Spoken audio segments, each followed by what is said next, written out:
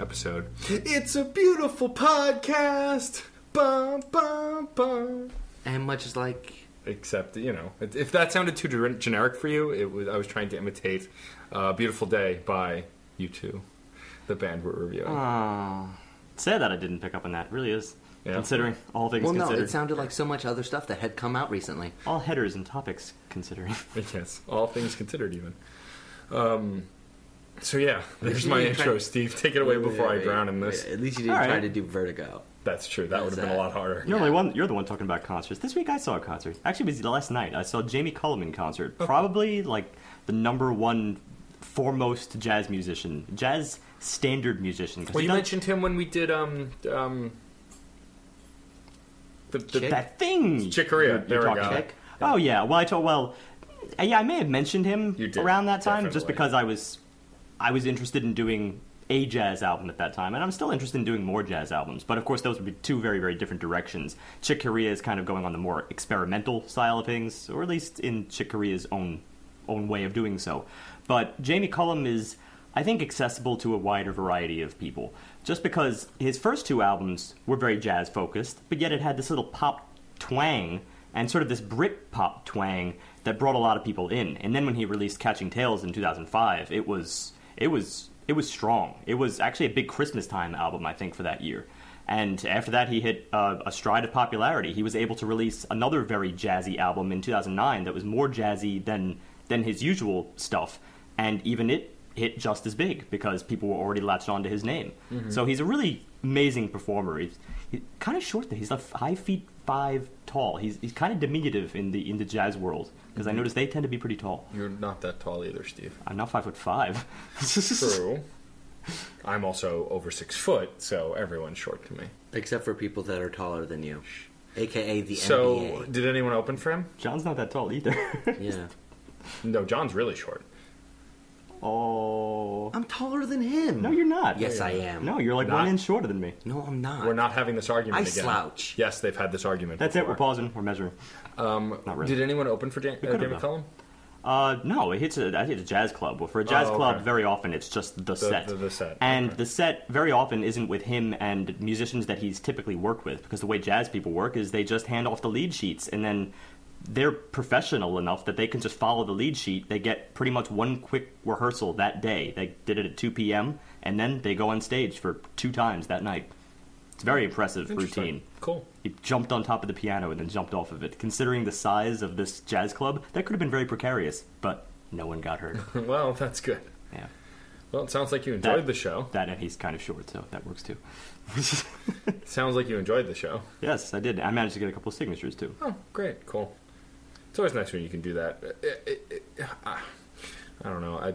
I feel like, though, there are appropriate times to go up to artists and others when there are not. Like, I see a lot of people harassing people at, like, restaurants, and that drives me bonkers. Like, the dude's eating dinner, leave him alone. Oh, yeah. Well, this is the kind of situation where... No, of course, it was more of the word of mouth that went around, being like, he's going to be signing. Yeah, so just a bunch of people, like, it was probably about like 20 people, but it had thinned down from like 40 people. So like they kicked us out of the upstairs down to the downstairs, and then kicked us from the downstairs to the outdoor area where it's like he has to leave sometime. Yeah. Definitely not the way to go about it. But it was, he got his rest. Autograph sessions after a show, though, are, make sense and are quite typical. Although when I went to see Frontalot and Dr. Awkward, as I was talking about before, I focused more on just chatting with them because, well, A, I have a brand to promote, and mostly B, I've made that connection with a lot of those artists before, so I just want to tell them how good the new record was or whatever. But anyway, I think this is a good point to jump on to our next point of conversation, which I will awkwardly do now because apparently that's my thing this week. Good point to point. It's not this week.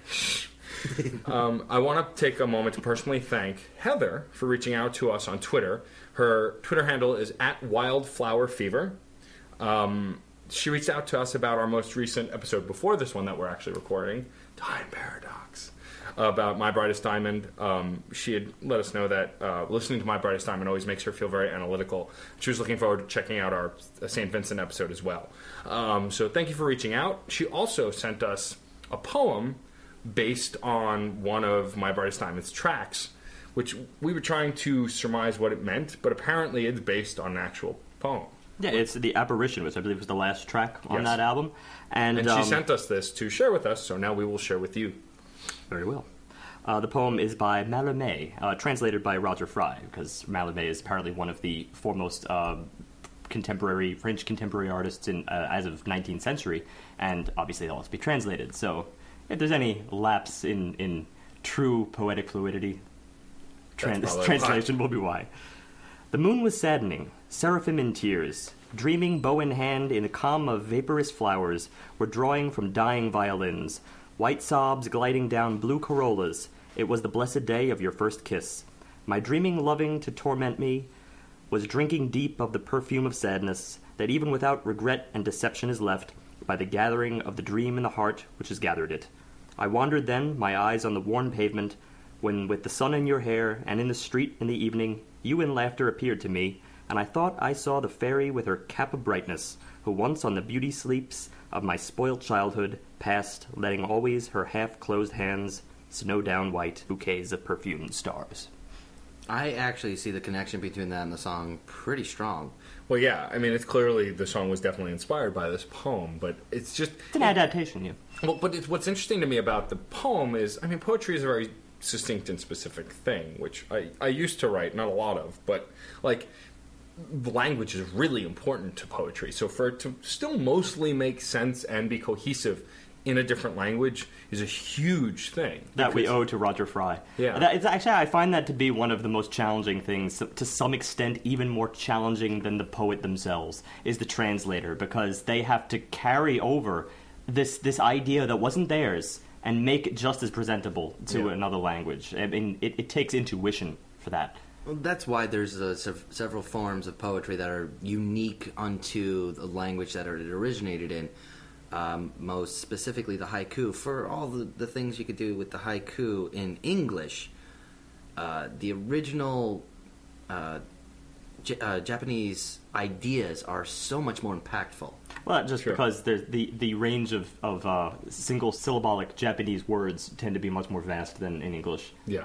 Impactful, that is to say, more than our, conjunctions and things like that, which are almost in passing. Yeah. That and the fact that we have conjunctions. I'm upset whenever But we know their English functions. When I see a the conjunction... reference.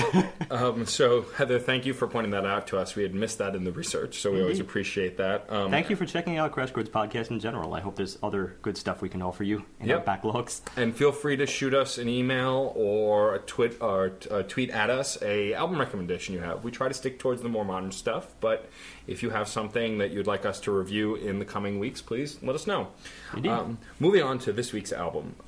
So I picked this, as I explained a bit at the end of last week's podcast, because Apple partnered with a band this time around for their new iPhone release. And it was U2, a pretty well-known band. And their partnership was they released the album to everyone who has an iTunes account for free. 100% for free. They didn't just release the album. They made everyone take the album for everybody who has an iTunes account. To be fair, that was an overreaction. Now, with the cloud and everything else, nothing auto-downloads unless you have it set as such. Otherwise, you had to choose to download the record, like I did, which I did. But you weren't forced to download it. But anyway, so I wanted to do this record for that reason alone, because we had it. We were given a brand new U2 record. Why not? Also, it's U2. You can't really deny the impact of U2 on rock music. They've been around a long time. Bono and the Edge have been influential in many places, including music. And I've been a fan of theirs for a very long time. I mean, from the first time I heard Sunday Bloody Sunday, which hooked me immediately. First track, first album. First track, first album. First hit. To my favorite track, Mysterious Ways, which was once U2 hit the 80s, they took this weird turn, but they had a lot of fun with their music videos. And that song, this idealized version of the perfect, beautiful, sensual woman, expressed in this kind of fun and groovy kind of way. It was very intriguing and very, interesting. And I enjoy what they did musically, considering the fact that they came from this almost punk-driven sound that was it was raw in the sense that punk is raw, but then it also had this little new wave twang to it, and out of that seemed to come this post-rock sound where it was a lot more atmospheric than it was all-out rock. Still had that pop framework, but that they were doing radically different things with that pop framework considering the time. Yeah. And all throughout the 80s, that was wildly popular. And they moved through into the 90s and the early 2000s, and they took a long break between the early 90s and the 2000s, and when they came back, they had... I'm blanking on the name, but it was, of course, most well-known for Beautiful Day, which was a huge, huge hit. It was the return of U2. They took a more pop mainstream... That or Vertigo. It's hard to say which one was the one that Well, they were brought on them back. separate albums. Yeah, but both were the, quote, resurgences, depending on who you ask. But the thing with U2 is that this return to form was more pop... They were always pop-influenced, but they chose to continue to be influenced by the pop that was out at the time, and so the sound took a more arena rock, Killers style, and even more so beyond that. And a lot of people consider that the downfall of U2 when those albums came out, and the albums after. They just didn't hit the same way those old albums did. Whether they were better or worse, I mean, that's to discuss. But for sure, they didn't have the same impact to the fans, to the media and the market. I mean, they blew up. They sold millions and millions of records because they're U2 though, like Aerosmith and AC/DC and Black Sabbath. A lot of these bands can sell just on name alone, and so they're U2, and there's a catch-22 considering those pop framework songs that they went for. I mean, if they were carrying something that had some substance behind it, which they did for a very long time, well, great. But the second you drop that substance, or the second you even just get a little bit lazy with it, even if it doesn't seem like it's overtly so, it's immediately going to be very, very noticeable, especially to any longtime fan, especially to anyone who, I suppose, loved the band for a former reason. At that point, you strip it back, and it's just pop.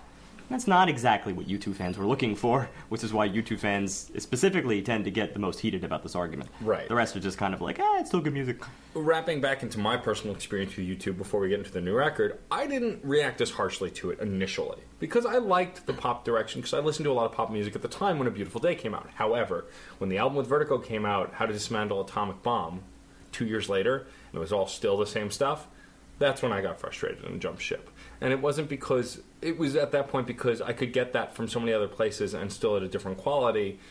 I didn't really stay on board anymore. And then they released an album after that I can't even remember the name of. And now we have the new record, which just came out last month, U2's Songs of Innocence. So automatically in the title, there's going to be some reaching back mentally, you can tell. Songs of Innocence, An Innocent Time. This is what we can assume anyway. The first track is The Miracle, parentheses, of Joey Ramone. Now, considering this is a track, just because of your reactions about the previous albums, you noticed initially you weren't as perturbed by the direction that U2 seemed to be moving in. Well, considering I wasn't coming from sort of a long-time U2 fanship, I went into this still knowing the hits and kind of at least holding them to that standard. I kind of skipped over through much of their work around the time that they started shifting. So when I jump in here, I feel like I've kind of been thrown by a couple of decades in many ways. And that's not just because I actually am being thrown by a couple of decades because of the songs that I know by U2 predominantly being in the 80s, but it's really because of the sound style that they seem to shift less in their own direction or the direction which you would have perceived to be U2's core train of thought from the 80s on, per se, right, but rather adapting to bands that seem to have adapted to them. One band that comes to mind, for instance, is Coldplay. Coldplay, I think you'd have to be under rock to forget the fact that Coldplay definitely has drawn upon a U2 influence. For sure. Even if it's not directly. Even if it's not directly, because it could be the kind of thing that, skips a generation or so, and they might have been like an interim band that followed off of U2 that Coldplay was in turn following off of.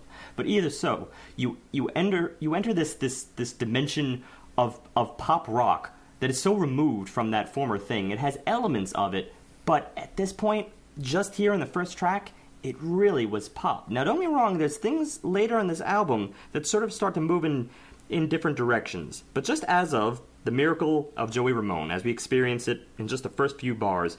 I don't mean to be a negative Nelly here, but this type of introduction is really kind of grown into a tired cliche for me. It's a trope at this point, even. Well, it's this sort of common go-to tactic now for several years with these rallying pop tracks to incorporate this sort of choir of nothing. Usually of no words, specifically, just ahs or ohs or yeahs, usually without any context at all. And frankly, I'm a little sick of it at this point. In fact, I was just talking about it the other day with a friend of mine, and he put a name to it. He called it Anthemic Pop, which is a pretty good descriptor when you think about it, for this trend of overemphasizing the grandeur, the quote-unquote grandeur of your incredibly standard four-chord progressions.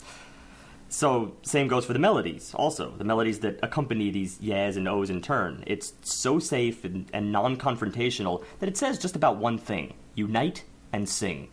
Which isn't a bad thing. It's not even a new thing. First and most memorable instance that I can conjure up is, of course, Hey Jude by the Beatles, which has this sprawling 4-minute na-na-na-na-na-na outro. Now, that was pretty rallying, too, but that's because it had a whole track from which to approach such a climax. But when you're building a song out from it and around it, I often find that modern bands like Fun and Mumford & Sons, it's a bit of an overstatement because it basically flatlines you before you can develop with just that one thing, unite and sing, which is it's a harmless message, but I gotta go back to that one quote from you, Matt, just a couple weeks ago, and that's music should never really be harmless, because if that's all you can say for it, then it's probably not doing a whole hell of a lot else. Wow, I sound great. Yeah, I may have paraphrased you and spunked you up a bit. Well, whatever. That's what you do. That's your purpose. Thank you. That reminds me of something that we're going to get into actually towards the end of the episode. You know, our topic for today is what I really wanted to talk about was this idea of anthemic rock and anthems in music. If it's obviously an anthem, is it really still an anthem? And what had inspired me to that, in a quick tangent before we jump onto this track and get really in there, is there's an artist who I've talked about a few times now, who I've befriended, called Dr. Awkward. He has a song called Different, which is one of his first big singles, where he sings about how... Awkward and different. But he sings about how, you know, all gangster rap is saying the same thing, and all rap is saying the same thing, and he's a little bit different, and he tells you why he's a little bit different, whether he's nerdy, he likes to wear 3 Howling Wolf t-shirt, he, you know, plays video games, whatever it is. That's an anthem. But, you know, Fun's, whatever the song they released, because they all sound the same, that's not an anthem. That's dumb. But anyway, tangent over. We're going to jump back into the track. So, besides the chanting being quaint and I want to move past, the first thing I notice about U2, besides the music, because the music still sounds kind of what you would expect from them, at least in their pop roots, is that Bono's vocals haven't missed a beat. Say what you want about him personally, say what you want about their career, the dude can still sing, and sing well. And yeah, let's get the positive stuff out of the way. And he nails it from the minute he starts, singing-wise. Maybe not content, but for sure the notes he's hitting. I notice every phrase has his signature vibrato. It's got the control, it's got the feeling, it's got all of that. The only thing it really suffers from here is that it probably the most important thing for me is that the music itself, the melody itself, feels like something that Bono's kind of already done before. It feels like sort of a composite of his previous work. For instance, I noticed, and John helped me on this, John, who does know a little bit more previous U2 than I do, he honed it down as Vertigo, specifically the pre-chorus in Vertigo off of, what was it, Zeropa? No, Vertigo is off of How to right. Dismantle an Atomic Bomb. Right. And I just found it kind of interesting that they were so similar, sort of in that reach upward. Not to say that that's not all over U2's work, but certainly when you have such a vast discography, these crossovers are bound to be apparent. In case you guys are wondering, John is here. Here he is. Yes, I've been... He's been waiting to chime in on that, hopefully. He's been biding his time. We wanted to get the good things out first, right? Oh, you're going to drag it down, aren't you? Yeah, I'm totally dragging it down because... Well, there's people waiting for you to. Bono, from Sunday Bloody Sunday, my favorite song by U2. And yes, I'm not just a U2 hater, I also am a U2 lover of their earlier work. He invokes something. Bono knows how to invoke feeling in his lyrics. When I feel like he's putting the effort into here. And here, right away, I'm seeing more of the new stuff as opposed to the older fare. The lyrics are just... They have no context to one another. They're snippets. They end up being almost platitudes, and this is a word I'm going to want to use throughout the whole album at points, because that's how disconnected everything gets. I was young, not dumb, just wishing to be blinded by you, brand new, and we were pilgrims on our way.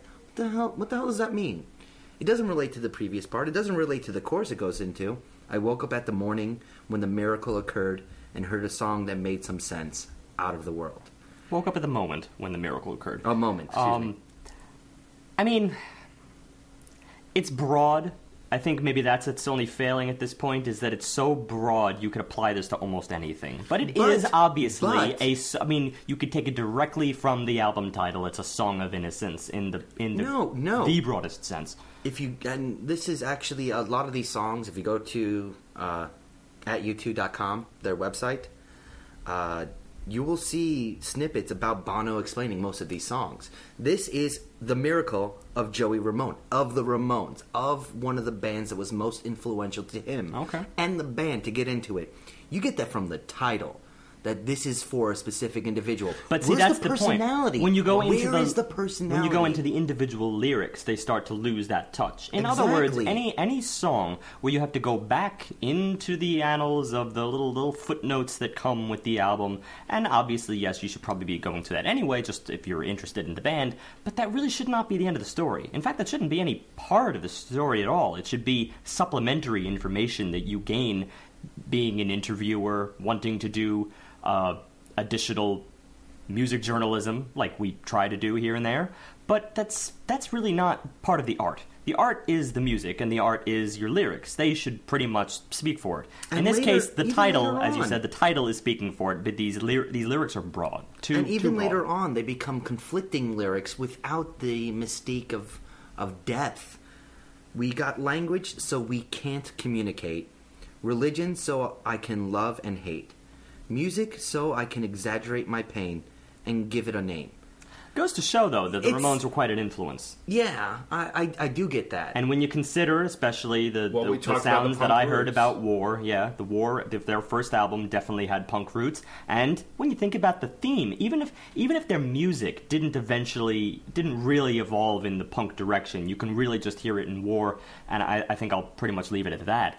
But even if that's the case, their theme work really does develop from punk very strongly because of the sort of harsh social commentary, commentary on war, commentary on urban issues, that kind of thing, the kinds of stuff that they saw as angsty teens.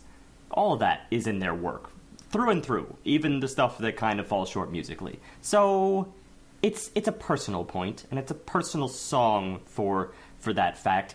But I think all of that is really just buried in the lyrics, because the music itself it's too open. It's too generic. It's too open to interpretation. Yeah. If all you had was that. Because generic is not really the correct term for this. This isn't, Well, it's generic. It's generic by U2 standards. Yes. If you know the discography. I will admit, though, that I would not have guessed really that it was about Joey Ramone had I not read the titles. Unless it was in parentheses of Joey Ramone. It really is. Ramone. That's, I think, the thing that bums me out the most, is I love the Ramones. I love the Ramones. I will be the first to admit that some of their music is very repetitive. But I love the Ramones. Because of the Ramones. There's reasons to love them. But that said, and that's not even the most important part. I don't love the Ramones. Shut up, Steve. That's not the point. The point is that if you're going to do an homage to a band I really like, give me something. Don't just mention it in the title. That's a cheat. It's a cheat. No, but see, that's not about it. It's not about whether you like it or not. It's really about whether they like it or not, and that's just the thing. That's why I'm, frankly, withholding my feelings about the Ramones. It's not important. None of it is important, whether you like them or hate them. It's really about them. But that's what I'm saying. The time frame here. And the lyrics, again, you kind of have to walk down this middle ground. On one hand, yes, I was young, not dumb, just wishing to be blinded by you, brand new, when we were pilgrims on our way. In a broad sense, that is sort of explaining this youthful innocence coming to fruition and realizing the ills of the world and trying to convey them. But those sort of lyrics are almost... There's so many bands and musicians that have wrote some of those exact same words. Young and Dumb is a theme for punk in general, which maybe connects to the idea of what he's creating here. But this is something that was first invented 30 years ago. I mean, this is just rehashing ideas that maybe they had in their first album, maybe they didn't, maybe they learned from somebody else, but it's just a rehash. I mean, it's There's nothing there. Sweet homage. It really is a sweet homage when you consider some of these lines. I mean, everything I ever lost now has been returned in the most beautiful sound I'd ever heard. It's sort of, it's that moment. He's capturing that moment of his initial inspiration. There's something there, and that I don't think is to be dismissed. My number one problem, frankly, is not the lyrics here, and that is just the music. The music, to be frank, should have gone, if you were going to build that sort of core origin moment, I would have said, go back to war. Go 100% back to war and recapture that former sound that you had. Because if you're already going in a sort of retro thematic sense, you might as well go in the retro music sense. That's pretty much the end of it. Well, if the two things don't match, you got a bit of a problem. Yeah, I think we're kind of dragging out the obvious conclusion of this song, that it didn't do enough, it didn't go anywhere, and it seemed very basic and predictable. The bridge perhaps was the best part, this sort of overlapping, we can hear you, in falsetto, just one over the other. It even probably was the most... I thought it was the most intense chordal work, even though it's just two chords, really. It goes from this A sus2 to a C major 7, but then it kind of fizzled out at the end by going to G and F, which is sort of predictable when you sort of fade it out there. It's just...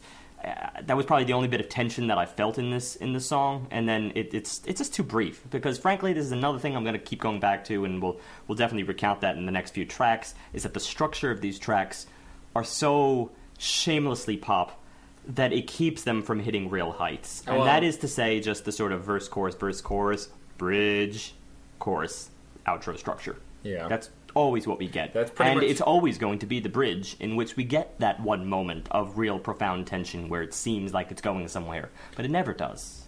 I mean, not 100%. I would argue, though, that there are moments of tension in some of the tracks. There are moments as we go further in this album where the rest of the tracks have a sort of overall tension to them, such that I don't mind that predictable structure as much. Because it's all the kind of thing that is really going to be hurt by just the fact that if you feel like you're suffering until that moment, then there's no point. Right. And I think this is a good segue into the second track on the record, which is called Every Breaking Wave. Now, I'm going to play a game with John for the rest of this album review.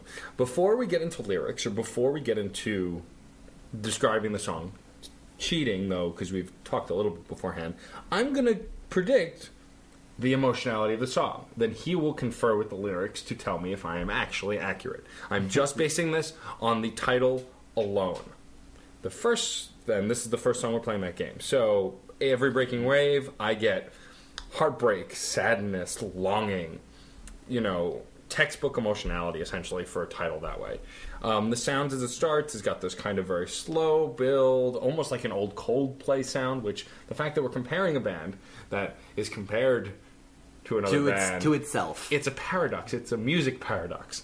Paradox! Anyway, so that's my little bit for the beginning. Steve, take us into a little bit about the music. Well, I mean, you pretty much captured it by summing up Coldplay. But that's the thing. I'm a fan of Coldplay. To be honest, I just know Coldplay more than I know U2. I was a product of this generation, and U2 was one of those bands I just sort of, I just skipped over. People always sort of recommended to me, but, you don't get to everything in your life. Well, Coldplay was a band I kind of grew up and around, and I found them, frankly, to hit closer to home in many ways than many of the U2 tracks that I had heard in passing. Now, who knows, maybe this is just because I'm a product of the modern times, even though I'm also a product of like 200 years ago, but you know what? You pick and choose what you can get. In this particular case, Coldplay, I found, was advancing some of these sounds, some of this sort of post-rock vibe that had been begun by U2. Now here, U2 is definitely exploring the more downplayed side. The bass and the drum are kind of steady. The guitar has a sort of repeating motif in this track between just two notes, which isn't bad just for color, but that's pretty much the whole song. And that's where I swing back to Coldplay in this regard, because Coldplay would pick a motif and they would expand on it. This is why this paradox that you just mentioned is so odd, is because if Coldplay's pulling from U2, and maybe this is an extrapolation because this is just what I hear at this moment. Extrapolate away. If Coldplay is pulling from U2 and then moving further with it, why then would not the more mature, advanced, years of experience worth U2 not sort of go further with it themselves? Why are they still stuck in the same loop? It's an annoying paradox, which I hate to go back to that, the newer generation is better, because I almost never take that stance. In this case, I almost gotta. Well, that's because this is the sort of song that U2 will put on every single one of their albums. There's going to be a slow, retrospective type of song, and Matt really nailed the feeling of it just by the first 3 chords and title alone, because the whole song is about separation, the wearing down of time as personified by aquatic symbolism. The issue is that this aquatic symbolism that they tend to run with in the verses primarily is also coupled with weird other tidbits. Just from the first line, every breaking wave on the shore tells the next one there'll be one more. That by itself can be profound, but when you follow it up with, and every gambler knows that to lose is what you're really there for. That back and forth permeates the entire song, of doing something that, we're like the sea, we're like breaking waves, we're like jetsam and flotsam, and then putting it with just these random pieces of imagery, it really breaks up the overall content cohesion of the song itself. That and the chorus has nothing to do with the song, other than just reiterating what they're trying to obliquely create with their verses. The chorus is just laying it out. If you go your way and I go mine, are we so helpless against the tide? Baby, every dog on the street, I don't know where they're getting a dog from, every dog on the street knows that we're in love with defeat. Are we ready to be swept off our feet and stop chasing every breaking wave? There's 2 messages going on here, almost 3. We're being separated, but we're coming together. Should we be in love with defeat? Okay, that by itself, I could run with something like that. But they don't. They leave that one little line that can have so much meaning just dangling there. It's frustrating to see stuff like this. And I'm gonna hold my peace. And then on top of that, the build-up that the song makes musically, it builds like the previous song had. It leads itself towards this tail end of the track with the obligatory instrumental interlude ending bit, but it doesn't really go anywhere. Like, we get some guitar solo work, but the real cliche is in the next track. So actually, I'll hold that comment that I was going to make for the next track. But needless to say, the song emotionally breaks within the first 3 chords, doesn't go anywhere, stays there emotionally, but doesn't do anything with it. You just kind of sit in this place, like sitting in a warm bathtub. You're just kind of sitting in your own filth at that point. There's nothing new. Oof. I would have reserved that one for I don't even know if I can go that harsh for this track. I mean, this track is... I hate to use the same word again, but it's harmless.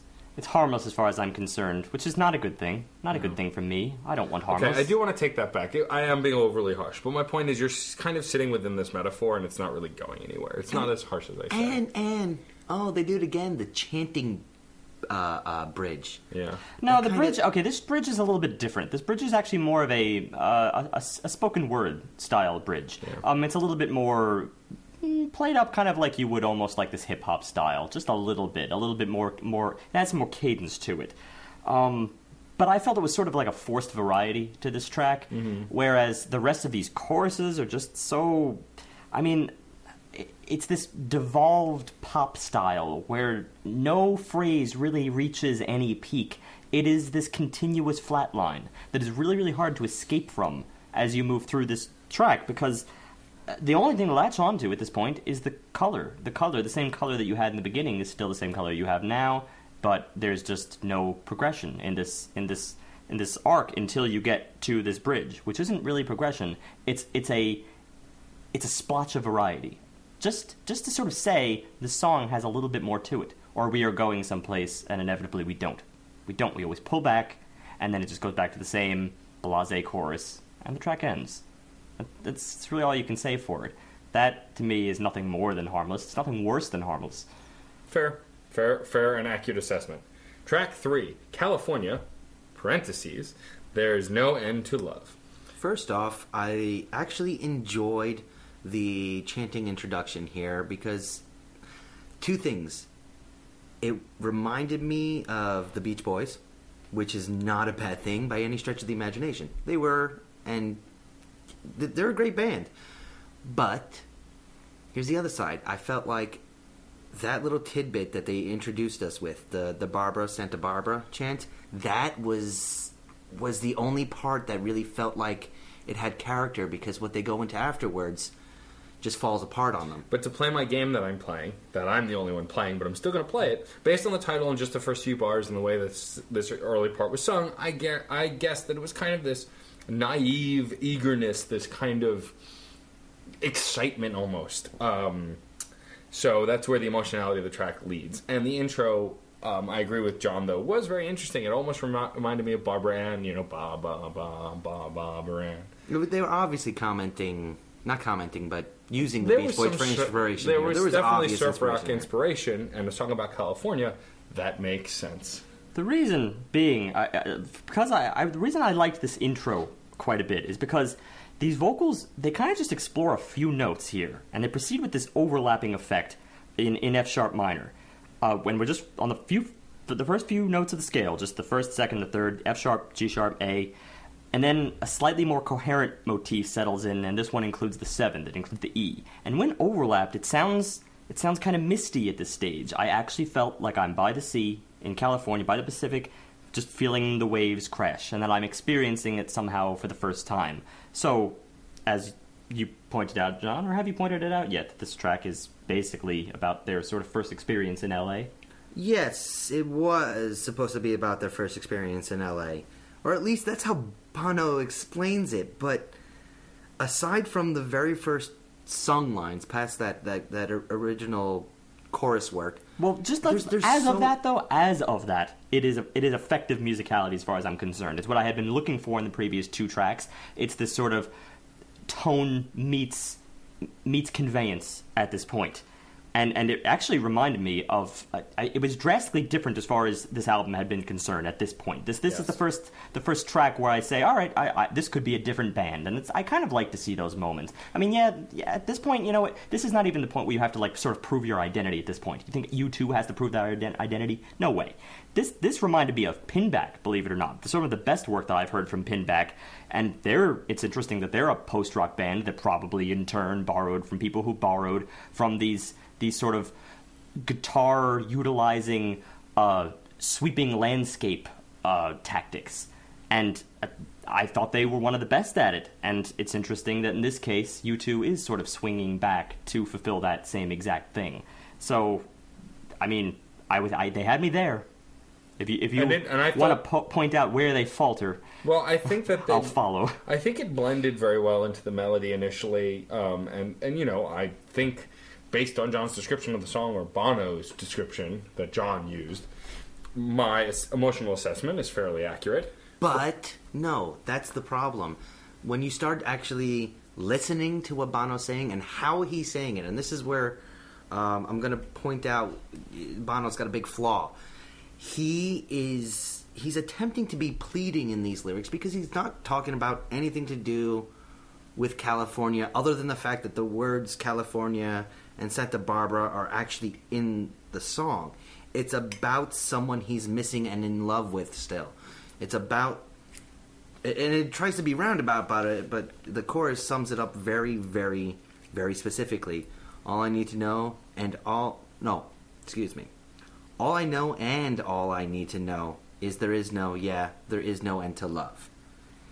He started off with one idea, and the first verse kind of tried to talk about this idea, but he completely But he doesn't mention a person there. It could be there's no end to love of that city. Of that it's not about the city. That's the whole thing. It's always talking to a you. There is a person he's speaking to that he has love for. But after that first verse, it falls apart. But you can personify states. No. This is not personifying the state. This is personifying a person. You originally presented it to me as that. Perhaps that's not it, then. No, it's a conflict of ideas here. Because the verses try to harken back to the idea of, oh, we're in California. And inevitably devolves into, we're so far away from you. Or I'm so far away from you. And there's really no connection between these because here his voice is just so weak for me that when you couple it with that kind of bobby tempo that it goes into, which by itself can be used for something else, it feels bleh. It feels just like he's kind of phoning it in. I'll admit there's a vocal lilt that he has in this song that just does not have the same impact as some of the previous songs. It's a little lazy at this point. And then beyond that, we also sort of have this poppy wall of noise that kind of takes the stage in almost the whole latter 2/3 of this track. We also get a lot of the same thing that I pointed out before, a lot of these whoa-whoa-whoas over and over and again. And then beyond that, you have a guitar solo that also seems listless. It just repeats three phrases identically, and then the fourth phrase is just a little bit of variety for the sake of just having some variety. And I refuse to let you move past that, though, because that guitar solo angers me, and I'll explain why in my mini rant. Okay. You are the edge. The edge. You are the edge in U2. You constantly make fantastic guitar solos, and I've heard a lot of them. Why would you make such a lazy guitar solo? I just find it unacceptable. Bono, even if his lyrics aren't as strong as they used to be, he's still delivering them mostly with as much passion as he always does. But to write a 3-chord repetitive guitar solo isn't a solo. It's just lazy and obnoxious. And this isn't the first time he does it. It's not even 3 chords. It's one phrase that is repeated 3 times with a slight variation in the fourth. And that's it. And this is the first time it happens, but on this record, it's not the last. And it's just, I find it unacceptable. If you're, I'd expect the same of Brian May or Joe Perry or Flea if he's doing a bass solo. Like, you don't do baloney and you don't do crap. It's just, you're capable of so much more. Why would you, don't throw the guitar solo in at all. That shows more skill as a musician to not put in something so repetitive that you're claiming to be a solo. It just seems inexcusable to me. Beyond that, this track really angers me for just the single reason that I think I originally conveyed. I really adore this first intro. The intro to this track, I think, was wildly unique. I think they had something going here, which, okay, so what if it reminded me of modern post-rock bands? To me, that's a good thing. That shows you adapt with the times. That shows you're borrowing from even some of the best of your peers, your admirers in many ways. That shows humility, and it also shows an ability to sort of take yourself out of your art and then analyze it and then revisit the art. That not just stay in this sort of endless loop that they had been staying in, but the problem is that they just dropped it. They dropped it for a track that was very much like the previous two in the end, very much like the first one specifically. At that point, I just couldn't. The wall of noise was kind of. I couldn't immerse myself in any specific part. At that point, I can't even hone in on the guitar solo because you barely even notice it is a guitar solo. And one final point I want to make is this song has probably one of the worst lyrical phrases of the entire album. California at the dawn you thought would never come, but it did, like it always does. That's poor. That's childish. Well, that's just... It's a free album. Yeah, but when they were writing it, they didn't know it's free. It's free from... No, it's free from iTunes. Yeah, I had to say something there. Anyway, let's move on and escape from this into Song for Someone. Now, we're going to continue my little game because it's been fun so far. This track, by title alone, I guessed was a passionate ballad about love and regret. We'll see if that's true when John tells us about the lyrics. Close.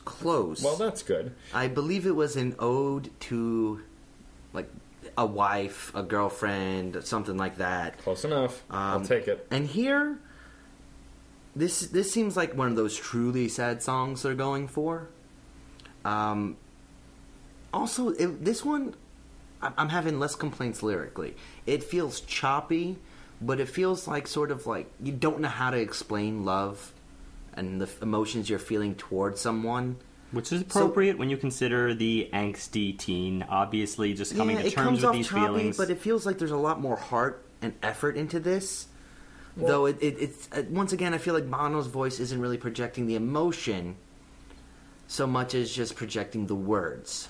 I mean, here's the thing. Just at this juncture, we've already mentioned enough things, and all taking into account the title, Songs of Innocence. We already know this is pretty much a throwback album, even though it's not reaching all the marks of a throwback album. Clearly something personal. It's reaching this sort of personal point of innocence, where he's acknowledging at least that element of humility has succeeded. He acknowledges a time in which he was figuring out the world and didn't know it all yet. So I think it's actually rather appropriate to have a track called Song for Someone, because of that tried and true teenage musician thing, where if the instrument's your tool, then you might as well use it for the person you love, whoever that may be at that time. Right. Write that song for that special someone, and that'll be your ticket. Or maybe just do it because you feel you have to do it.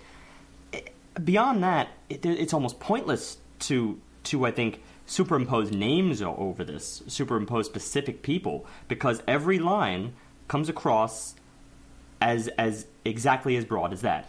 It is just a song for someone, but it's in the title, so you know that's what it's going to be. Well, and also, you might as well just take it as some kind of ironic throwback. Well, and also the idea that as a teenager, you tend to be more cryptic with your feelings, and this is exactly that. Mistakenly cryptic. Yeah. Because that's the big thing. Yeah. A good poet would never strive to be cryptic. It would be pointed, and if it's cryptic incidentally, teens often strive to be cryptic. Just here, so I think that's poetry. Here's where the whole song boils down. It's in the second verse. You let me into a conversation only we could make. Right there. That's a really solid idea for a relationship. You break and enter my imagination. Whatever's in there, it's yours to take. Another great idea. I was told I'd feel nothing for the first time. You were slow to heal, but this could be the night. That's where it's getting a little choppy. But you can see he's trying. And it feels like that teen trying. Bono's not a freaking teen anymore. But this is a throwback, in which case... In this case, no. That's why I brought that up. But it's got a retrospective kind of idea. The whole album has a very retrospective kind of idea. Looking to the past. Speaking from an adult about what was going on back then, I would expect a little bit better. And that's why it's still good lyrically, just not great at all. But see, that wouldn't fit the style study here. Yeah. If you're going to put yourself in the time and kind of convey it... I think I see your point only as much as I don't see what it's meant to convey in doing that. I do think what's going on here is that he is revisiting the past and simply presenting it as such. He's not trying to put any extra spin, and maybe that's John's point right here. That's the problem. The problem is that there isn't any extra spin, and that's that.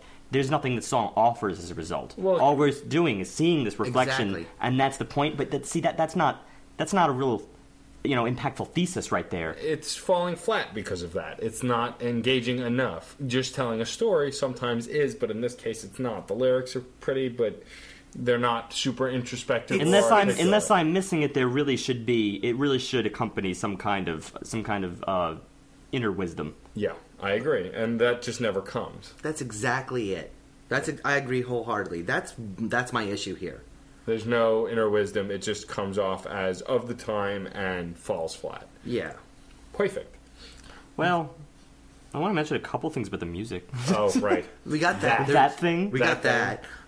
We used to do that first, Ooh. Are you going to repeat about how the bridge at the end is a simple solo that's just a guitar going over and over and over again? No, not really. Because we already said that. Yeah. We should have mentioned at some point that this track is almost all acoustic. Yeah. Well, no, it's not all acoustic, but it has this acoustic-driven It's a stripped-down kind of vibe. It is different for this album, for sure. It actually strikes me as being very folk country in this regard. So, again, it has that rawness to it, which is what you'd expect from the angsty teen, just using the raw tools at his disposal.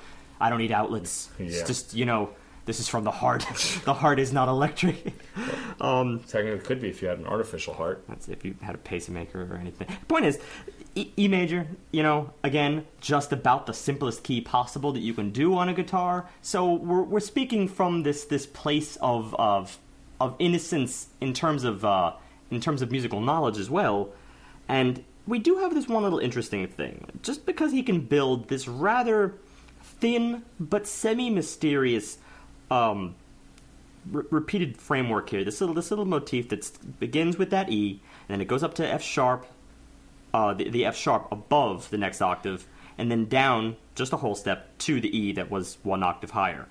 And it just moves through that, and then it shifts up, this time doing the F sharp octave, and then after that, it goes up to the G sharp octave. It's just this little round that it goes through that keeps it from kind of hitting on any major chords. There's no major chords right there. It's just sort of implying things. This lack of fully formed chordal movements, just intervals really, is kind of what makes the guitar so effective on its own, because it gets to imply things without really saying them outright. And then the drums step in, they thicken it out a little bit, but they never really belt it out. It's this slow build, but it never really goes anywhere at this point. Yet again, it's just around.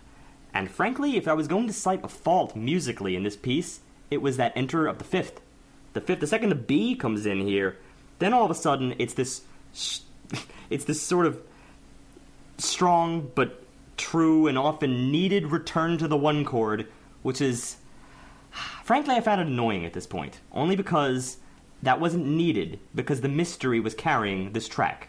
That almost would carry this sort of hint of wisdom that the B ruined. It's too predictable at that point. Not to say that maybe musically you didn't need it at some point, but it's, again, why not perpetuate the mystery? That's basically my 2 cents as far as this track is concerned, because it's another tease. You know, every single time we get something that seems new, they depart from it, almost immediately. Yep. You pretty much summed it up pretty well. There's not really much to add to that. I mean, that's more or less just fleshing out exactly what we've been going on about the song. And there's no bridge to discuss here. Instead, the I believe there was a bridge, but I'll just cite the repetitive instance in this case is that the guitar solo is the same case as last time. Solo. It is a repeat of the same exact phrase. If you fell 4 asleep, times over. It's a solo, if you can even call it that. If you fell asleep 10 minutes ago, go back, listen to my rant about the solo. It applies here too. Moving on to track 5, because I've had enough of this song. Iris, Hold Me Close, in parentheses. We found out very early on, so before my emotional guess, I want to cite John, because it's important here. This is a song dedicated to Bono's mother. Little backstory, Bono's mother died when he was 14, right after he lost his mother's father, his grandfather.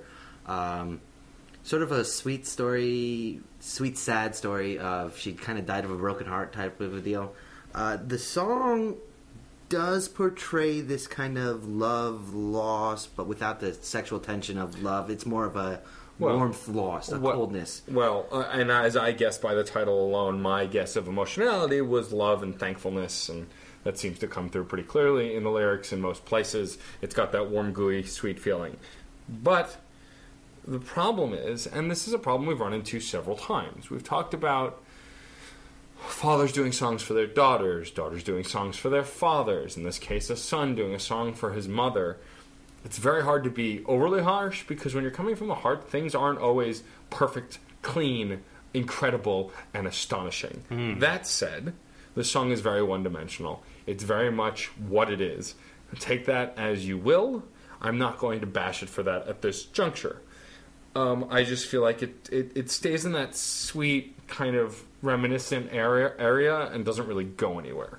These lyrics become, like I said before, kind of platitudes. They're just generically applied to anybody you may have lost or is no longer part of your life, or even at times like pets. I mean, there's really just no investing into these words here. I don't want to be so cold here, because obviously it must have been a tragic thing. It's just you take the song for the song, and it is one of the crop.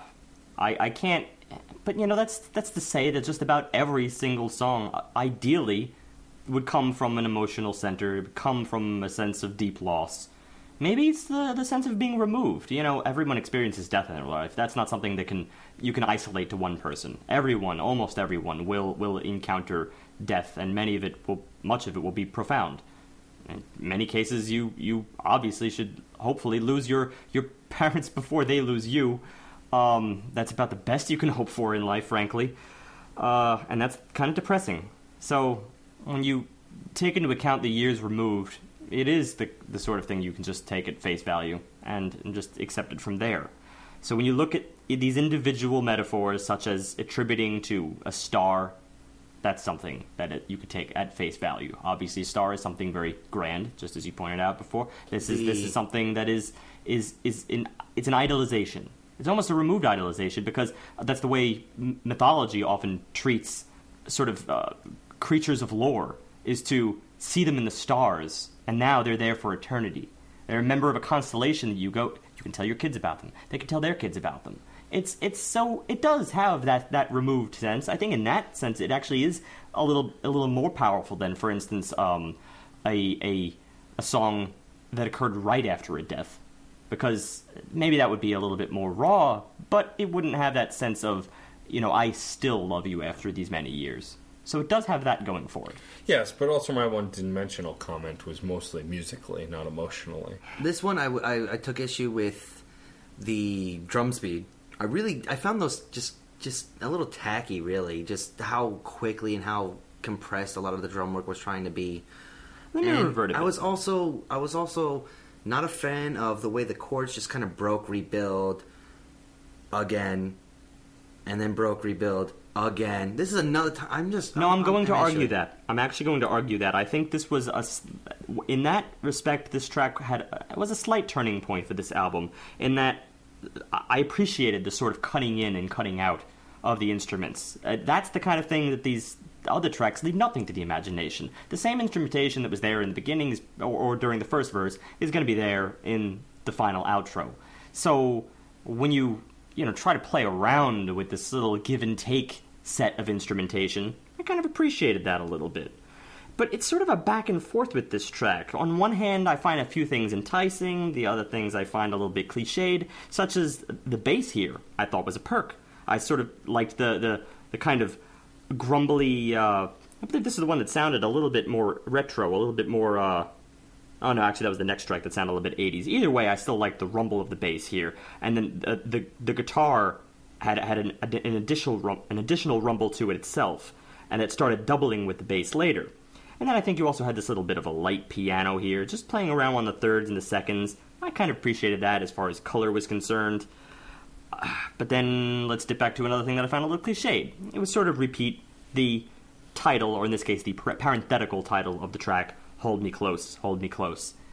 One too many times with that. Over the course of this track, it was quite a few, and it got a little old.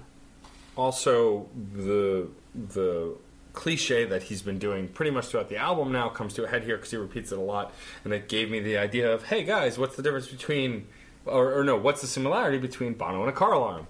Woo, woo, woo. Like, I mean, not that cadence per se, but he does a lot of that, and I get it's for emphasis, and I mean, you're talking to someone who's a Metallica fan, so every ooh and yeah, I know, it's not a lyric written. So I get emphasis using onomatopoeia, but that was my point in the very beginning of this entire review. That's why I found it it was such a gag that I had. Like, I mean, I'm even tired. I am tired of calling it a cliche. How many things removed is that at this point? Right. I mean, if it was a cliche 5 years ago, it is not any better now. At this point, I'm a little sickened by it, and they decided to pull that on the very, very first few bars of the first track of their most recent free album here. So it's just this, overt accessibility that doesn't really try to be unique in any sense, and then here again, they pull it in this track. So, yeah, that's I think, probably my main problem with this track, even more so than the repeat of Hold Me Close. Yeah. But it's just that back and forth thing, because I did like the varied instrumentation, but, I liked the bass, but I didn't like the repeat of E minor.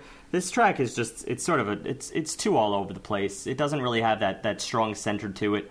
I will say that this is the track that perhaps more reminded me of Coldplay, because it did reach some peaks that even Coldplay may have reached, perhaps in their lesser variety. That is to say, a less memorable side of Coldplay. Yeah. It's a shame. It is. Shame to insult Coldplay, that is. Right. From my perspective. I am excited, though, about the next track, which is Volcano. John, you didn't have anything else to add to that one, did you? No. Okay. So, on to Volcano. So, Volcano is the first of a few tracks in a row that I get really excited about. So, Volcano had a really awesome kick-ass bass intro. I mean, and it might have been awesome in kick-ass, and I'm using those words very loosely because it was different. But that said, also, continuing to play my game, my guess that this song, Volcano Alone, trying to be visual, is about a very volatile anger fueled from depression and loss.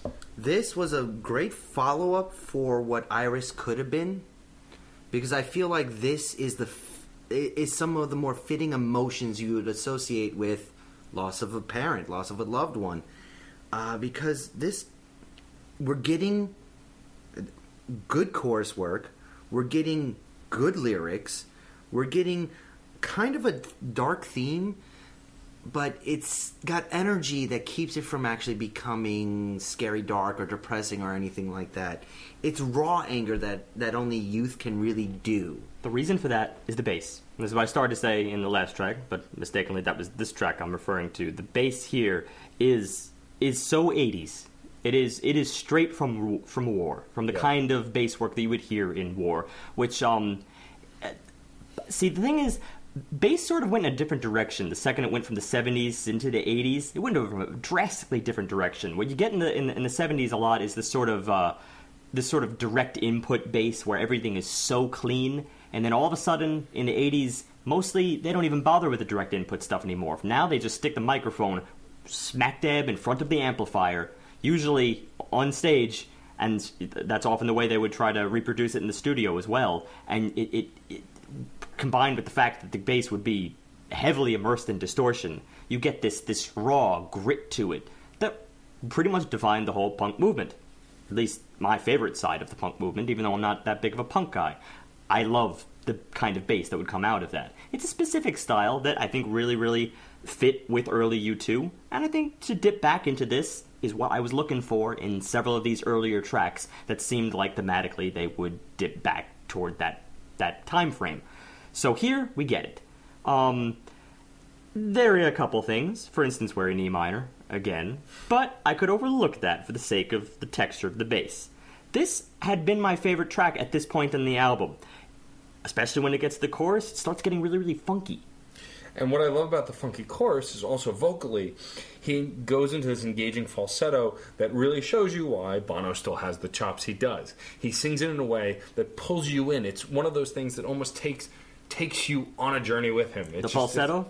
It's the sort of falsetto call and response thing, or the little recurring motif that recurred in every chorus. You'd have this main theme, and then you'd have this little piece of color, this little answer that would just go B, A, F sharp. It seems simple, but really, really high up on the high end of their falsetto, which is pretty extreme because we know they have pretty high falsettos as it is, added with a little bit of reverb. It's ethereal. It really is. It really was. For this ethereal, moment, yes. Mix that with the raw, gritty bass, and I think that's why you had this sort of far-reaching range of sounds here. Dips to the low end, dips to the high end. You get a lot in the middle, and together it's this sort of funk. I'm not going to go so far as to say masterpiece, but it's quite funk cocktail. I like that. You're welcome. Props for that. You're welcome. John, where are we lyrically with this album? Was my interpretation emotionally accurate? Been out in the wild, been out in the night, been out of your mind. Do you live here, or is this a vacation? I like that. Yeah. It's guttural.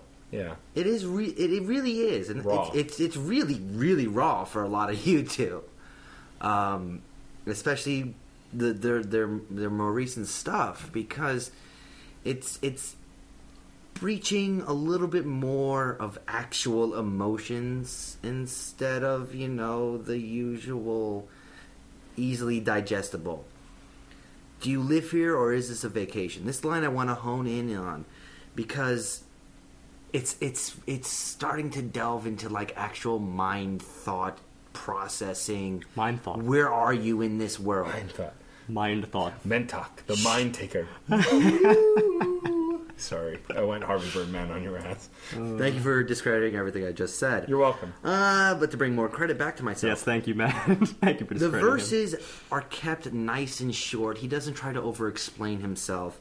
He's keeping it simple. Yeah. This is where U2 works. Well, and also you can keep it simple and still direct and impactful, and that's what's the focus here. In the past, on this record, it had been simple and not impactful. There was no gain from it. But here you're actually getting something from it, and that coupled with the musical changes that Steve was talking about and the guitar work in the bridge of this song is actually showing Edge what he's good at. He's still not doing something super mind-blowing, but he's at least playing with it enough that you're engaged by it, that it takes you somewhere, and it gives that volatile volcano nature to the whole song that really makes it hold together very well for me. And the volcano's a person. I mean, it's not just an idea of an emotional explosion. It is a person. The person, we're assuming, Bono's original emotional reaction to something, just anger, just him talking from past experience. He's saying to his younger self, you're a volcano, you're gonna blow. Something wants you to blow. Don't let it. Keep it in. Or maybe let it out a little bit. I mean, I don't know. Here's the thing. The only problem I find with this is that as I look into these lyrics, as I hear you discuss these lyrics, I can't really move them too far ahead of the previous lyrics on this album. That's why I'm still using the word good. Okay. That's why it's just good. We're not saying that they're better. We're saying that the mix is better. There are tracks where the lyrics can definitely paint a much clearer picture. As you go along, you notice a steep improvement in the lyrics, and they make the change. In this particular case, it's not that. It's the music. But we were never saying... All right, I got you. It's just... It's something here when I look deep into these lyrics. I can't really overdo it. We get it. The volcano means something volatile, and that's about as deep as it gets. Actually, it's a pretty shallow statement. I guess the emotionality just based on the title mostly. It's more about the funk cocktail. Bingo. It's this cocktail with the lyrics that really make it a strong message overall. And then from this track, we actually go to my favorite track on the record. And Volcano was close, but I like this one better. And it's called Raised by Wolves. So interjection. Sure. If I may. Just because I mentioned you may not. in the last... Oh, no. No, you didn't. I did. By the way, I confused one little thing in this progression here.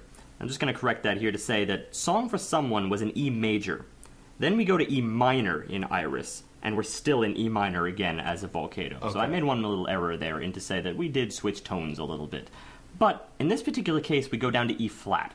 Now that seems like it's not so far away, but that's just subtle enough. That is just subtle enough. It's a half step, and because of that little half step, it seems like you're not being taken to a predictable place. There's this slight little pull down in depth of tone for this album. It's just kind of an overall sense that you get just from the overall impression of the last track into the overall impression of this track, that something has just tweaked a little bit.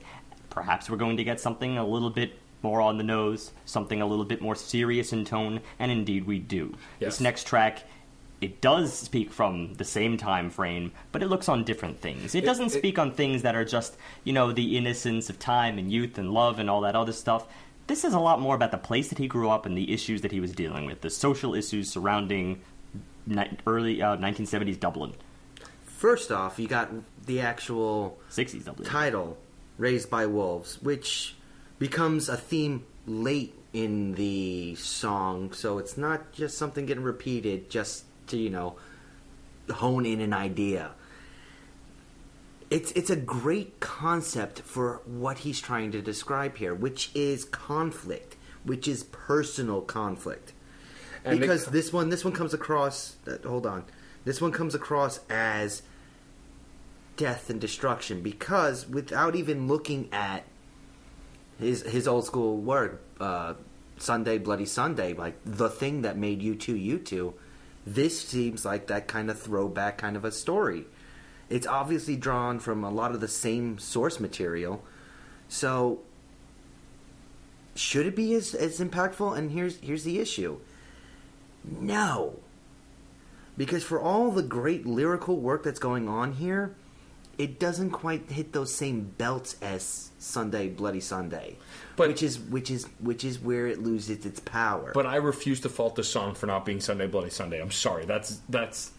He did it once. He can do it again because he's done it again. Yeah, but you don't compare one song to another blatantly, because that's not what we're here to do. It's just not the point. But that's the problem with this song. It is blatantly a rehash of Sunday Bloody Sunday. I disagree. It has its own personality, and here's why. Starting just musically with the guitar and piano work that it starts with. It's got the piano doubling the guitar. They're staying within the same place, which gives this kind of eerie beginning, that adds that emotionality that Steve covered before I could even suggest it. On top of that, the piano kind of has this old twang to it, sort of like it's an aged piano, which gives you this sort of, throwback effect. This is mixed with an almost breathing kind of soundbite. It's a soundbite that, it reminded me of Allentown, a Billy Joel song, where, he does ooh, ah, on his own, but it still gives that breathing, hard labor, working town feel. And this sound effect drives that home with the piano and guitar work. It goes to show that there can be exceptions to the rule. Because all that we're talking about is that, onomatopoeia is bad. It has been used to such a foul extent in this album that you could almost be sick of it. Strange, though, that just when you offer a little bit of text, just a little bit of oomph behind it, then all of a sudden you don't interpret it as this mindless outburst. Instead, it becomes an instrument unto itself. It's an emotional release in this song. It actually conveys something. It's this breathy vocal effect that actually has a it's in the mixing that it sounds cut off, like right after one instance of these ahs break, then oohs break. And it doesn't do it justice when you combine that with the breathy effect here. It is this recurring soundbite throughout the entire track, and it provides it with its own very unique air, which, by the time you're done with it, it's completely different from Sunday Bloody Sunday. It really isn't even going back in the same punk direction, frankly. It's doing it in a whole other style, but it explores perhaps the same thematic direction. That I appreciate. And also what I appreciate... Because it's reflective. And also what I appreciate about this song musically is that it's the first time that we really get a build that's fleshed out in the song. It really does build and culminate, and the bridge, though still short like most of the bridges on this record, is a piano bridge. So it's a little different. It gives us... did you break down the notes of the piano bridge on this one? Not the bridge specifically. Okay. So, but what I like, though, is that they at least tried something a little different, and it gave this song its own personality. I refuse to agree that it's trying to rehash something old. I will agree that it's looking back on something old, but I don't think that it's trying to be the same. I think it's got enough personality of its own, and I think what really gave it that individual personality was the way it started and that sound bite, which really made it impactful for me. There's more, too, but because that's also... the manner of considering we've been mentioning a lot about song structure here, verse, chorus, well, it's not that this song really moves away from that in any sense. Instead, it does something different. It offers something in the interludes, and that is these really harsh guitar accents that sort of pulsate here and there, as if something intense just transpired. Kind of as, a sound effect you might hear during a movie when someone just fell down. Someone just got shot down. It's the intensity that accompanies the aura of the time. Perhaps what it was like when you learned of something bad just happening around the corner. Yeah. That's what I feel with these sort of harsh guitar accents. It's interesting that this whole entire track is doing this from a modern perspective, from a very removed perspective. And it does that with modern instrumentation. There's not a lot very 80s about this track, I thought, and I appreciated that 100%. This was not the time to immerse yourself in the period. It was the time to see it through present-day eyes. And that, I agree that that's conveyed. And maybe I'm being too harsh on it. In fact, I probably am being too harsh on it because of where I see the connections to previous work here. Because there is solid lyrical work just in the describing of the series of events that someone's going through. Not any of the bandmates themselves, but actually, I believe this one refers a lot to a friend of theirs that went through one of the various bombings that was going on during the 70s. Especially that line, I don't believe anymore, I don't believe anymore. Just the way it's sung does come across very well, but it's the context of what it's being done instrumentally that draws it a little bit away from me. It does have great builds, great progression for what it's doing, but this is a very impactful point of someone's life, and it just loses a little bit of the meaning, because for all those guttural little interspersed parts of the guitar, of the bass that come across, it seems like as a whole, it loses, it numbs a little because it feels a little bit too removed. I think that's where my main issue really is. How can you see this as being too removed when you have lines like... No, musically, it feels a little bit too removed, a little bit too numbed. It's like 30 years after the war recounting. It's almost literally 30 years after the war recounting kind of an idea. But see, in my sense, you can't possibly... I think that's a very hard thing to re-immerse yourself in very personally. And perhaps it's almost... Especially considering you just said it's about a friend more so than them. So there is no personal connection of the experience. It's a personal connection through a friend. And then when you look at lines like Blue Mink Ford, I'm going to detonate, and you're dead. Blood in the house, blood in the street. The worst things in the world are justified by belief. Registration 1385 WZ. This is the license plate reading. This is really cold stuff. It really is. It's I don't know. I'm not really... I can't be swayed. In this case, I think this is the exception that proves the rule. This is a case where lyrics kind of stepped above the music for me. When I read the lyrics and the music itself, it's linked close enough that I can accept it. I think that's just it. Just close enough. I will say this is one of my favorite songs, and that line you read is one of my favorite lyrics of the album, and easily a profoundly impactful lyric. The worst things in the world are justified by belief. That is a great way to sum up so much evil in this world. Mm-hmm. And it's a little bit unique, the way he phrases it, but I don't know, it's just missing a little bit of a factor for me. I think that comes down to personal taste for this track at least, because I'm more on board with Steve. I see it from where he's coming from. I think this track was a total package for the record. It's not by far a perfect song, but I think for this album especially, it's definitely one of the biggest highlights. Oh yeah, it definitely stands out above a lot of the rest. Now we go to Cedarwood Road, track 8, which John mentioned pre-podcast that it's actually the name of the road that Bono grew up on. This one also has an interesting intro for me because it starts with a drum roll kind of freeform drum performance, which I like because the drums haven't really gotten a spotlight at this point, and they have a fantastic drummer as well, though he tends to bleed into the background a lot on the record. The emotionality of the song for me, I gathered kind of some kind of violence at home, maybe personal struggle at home or displacement. It comes down to just talking about how messed up his neighborhood was growing up. But accurate. With this case, once again, the lazy kind of singing, the real breathy, laid-back vocals just kills it. Well, it shows a specific style, which is why I guess we noticed that. And the style certainly is not... Yeah, it's kind of this Western blues. Western ballad, Western blues. Yeah, it's in that vein. I mean, it's definitely a blues, but it's different than the kind of blues we usually encounter because it sort of has this tall tale of hard times. It reaches back into the past and almost, at least the music would almost hint that it's some kind of exaggerated tale. But the lyrics, they're pretty on the nose. The lyrics are actually another case of... I really enjoy them because they're not trying to hide the mystique. They're just coloring personal experience.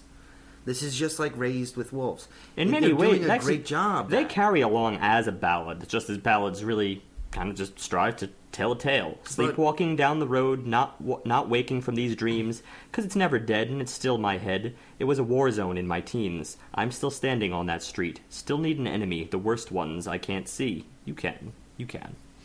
I really do enjoy that, but it's kind of like he's stuck in between the angst level of emotional presentation and the truly numb I've been through war idea of emotional presentation. He's just stuck in between. It's maybe sleepwalking's a good word for it because he's right there. He's not really doing one or the other, so it kind of comes off a little bit flat that way. Well, do you see it as a montage? Maybe to some extent, because there's also a lot of explanation of different aspects that made this a harsh place to live up in. I mean, just sort of recounting. In that case, the ballad is appropriate. Yeah, I think that the song structure supports the message trying to convey. Whether you like it or not, or whether you identify with it, or we think it's their best work, I think at least thematically, the style fits the delivery, and I also like... I hate how lazy the vocal work is, which John mentioned. I do like, however, the framework in which he does do the singing. I feel like he could have done more within the framework he was using. That's actually just the point I was going to mention. But I still enjoyed it. I just wanted more of it. The framework is well, it's well chosen. It's apt. The melody therein is weak. Yeah, that's the thing. Yeah, okay. You choose this dramatic Western framework, but then you just don't go far enough with it. I mean, it's only so I can even only identify it as something sort of Western just from the verses themselves. And frankly, once they move to the chorus, it's hardly that at all. So, that it's just that half-assed nature that I kind of detest as I go through varying things, because it shows this sort of flighty personality, that they were sort of, whisked away by one particular vibe, and you're like, oh yeah, I think that'd be good. But then that's about all you're willing to put into it. The rest of it is just like, oh, it's an idea from which you can just, screw with it a little bit. That's not really, I think, that's the way music perhaps is initially conceived. But once you're in the developing stage, you got to go further. You got to follow through with your idea. You got to revisit whether every single moment is actually fitting and whether it's accurate. And that's just where I think this sort of felt flat. It alternates between the melody in many moments during those choruses alternates between the same two notes. That's not befitting to Bono's voice. There should be more going on there. It should reach to higher places. But again, artistic theme work, considering if we're seeing this montage, then I guess that fits. The imagery is strong. It should be pretty downplayed. It should be like a black and white or sepia tone photograph. Sepia tone, for sure, I agree. Yeah. And I think that might be my biggest issue, because that sepia does, for me, describe his vocals so well, just kind of washed out. Oh, well, that's what in general, it's in the song. Okay, in this song. Right, a little bit throughout the album, but definitely here. That's right. With Bono, you see a colorful painting. You don't want sepia. That's true. Yeah. If nothing else, he's colorful as a person. Well, if you want colorful, "Sleep Like a Baby Tonight" is definitely one of the more colorful tracks on the album. So, okay. Within the intro, we immediately get synth. We get this tech intro that's reminiscent of the Eurythmics, of any kind of 80s synth-focused band, really, but the Eurythmics are the first one to come to mind for me. That said, it's a poor man's Eurythmics. Like, it's not bad, but you can do so much more with this one instrument. We've moved beyond this many, many years ago. And it's just, it just has this it has a nice tone, and I like the emotion it's building. It's got this kind of disparate kind of feel, but I just feel like it was still very plain and stripped down for a techie kind of synth intro. Gotta go back, because I had a reaction. Okay. John said it's something that we've moved beyond. I may cite many things as cliche, one being that onomatopoeia that we're going back to here, which pops up all over the place. But when it comes to this sort of 80s synth work style, a lot of people, I think this has kind of become more of a joke than it's become a reality, because people like to go back to it and say that, that sound, that synth is just defined by the 80s, or the 80s are defined by that synth. I don't know. Frankly, to me, it's getting a little bit old right now. It is definitely capturing a time that will probably never truly be captured again, only because instruments being instruments at that point, synth work being synth work, that was the prevalent sound that you could get. That was probably on every synthesizer you had at your disposal. But that doesn't diminish the sound. It's just one sound of infinity that you can use to a certain advantage. And I think it did sort of fit the dark, brooding mood. Or maybe brooding isn't 100% the right term. It's more of a dwelling kind of thing. I will agree. Like, I want to make it clear that I didn't think that this was played out or cliche. I just thought I had heard it done better. But that said, I agree with Steve. I do think that it did set a nice tone for this kind of almost heavy-handed song that's being written. The song really does speak about abuse. And with lines like, "Why don't you dress in the colors of forgiveness? Your eyes as red as Christmas. Purple robes are folded on the kitchen chair. Hope is where the door is when the church is where the war is. where no one can feel no one else's pain. There's a lot of coloration towards pretty messed up things that were happening way back when and still hit the news nowadays. If you want to know, I'm not bringing it up because I don't like talking about stuff like this. It's messed up. But yeah, the framework does a good job of really making this depressing scene. It hits it to a T and works well with the lyrics. I think that you're hyper-focusing what the narrative is. I think it's a more loose jab at a religious culture to begin with. It's not. No, Bono comes back and supports me on this one. This is a very specific issue he's talking about. Okay. Well, if Bono is citing that, then that's what the song is about. That said, I think that what gave this song some character, at least, was the way Bono delivered this. It wasn't really a pre-chorus, but it was like a vocal bridge, I guess. I don't know. I'm not really sure what to call it. But he intentionally cracks his voice while delivering a few lines of the song. And I thought it was interesting to try something different. He's clearly pushing his vocals to the limit, shortening his breath to crack his voice. But it felt unprofessional. I don't know that it was. I don't know. It drew my attention, so for better or for worse, it brought attention and character to the song at least. I need to readdress this theme, because we still have a conflict here I don't think is 100% resolved. What we're honing into on, what we might as well just say outright, is the fact, how far do you want to go with sort of the allegations, I guess, that you're making against the Catholic Church? There's some lines that you could pick up on here which would hint towards some pretty rough things. Personally, I think it's a lot looser. If you read, I'll just read out the specific line here. How early should I go here? Do you have that line open, John? Which line? The one that specifically mentions the church, or the one that mentions the purple robes that a priest would be wearing? Or the one that... where's that last one? Oh, the St. Francis line? There's a lot of stuff here that does make allegations towards the church. He specifically mentions... here's a direct quote from him. Go for it. When the children of any church aren't served, but are instead enslaved by an abuse of power, extraordinary acts of atonement are required to put things back together. He's specifically talking about children who were hurt by an abuse of power. Abuse of power. That is a broad thing. Obviously, this could be interpreted as some kind of child abuse. But see, that's just because that's the buzz that is around in everybody's heads now, because of the few cases that you hear in which, priests have gone down that road. They're dark instances, and it was publicized, but that's really not the end of the game here. Abuse of power is kind of a broad term, and frankly, when I just hear that one little reference to children in that regard, I see more of that as indoctrination. That's not necessarily sexual abuse as far as I'm concerned, and I don't see anything in these lyrics that hint to anything but that. Indoctrination is something that very much involves the children, and I think that's really what he's honing in on here. Obviously, he has some pretty deep issues with it, and that's not to be impugned, but I don't think you should go so on the nose as to say that he's really calling out sexual abuse at this stage. At this juncture, I think that's just too... He starts the statement. I'm gonna argue on this one. Some can live with cruelty and abuse. Some have to.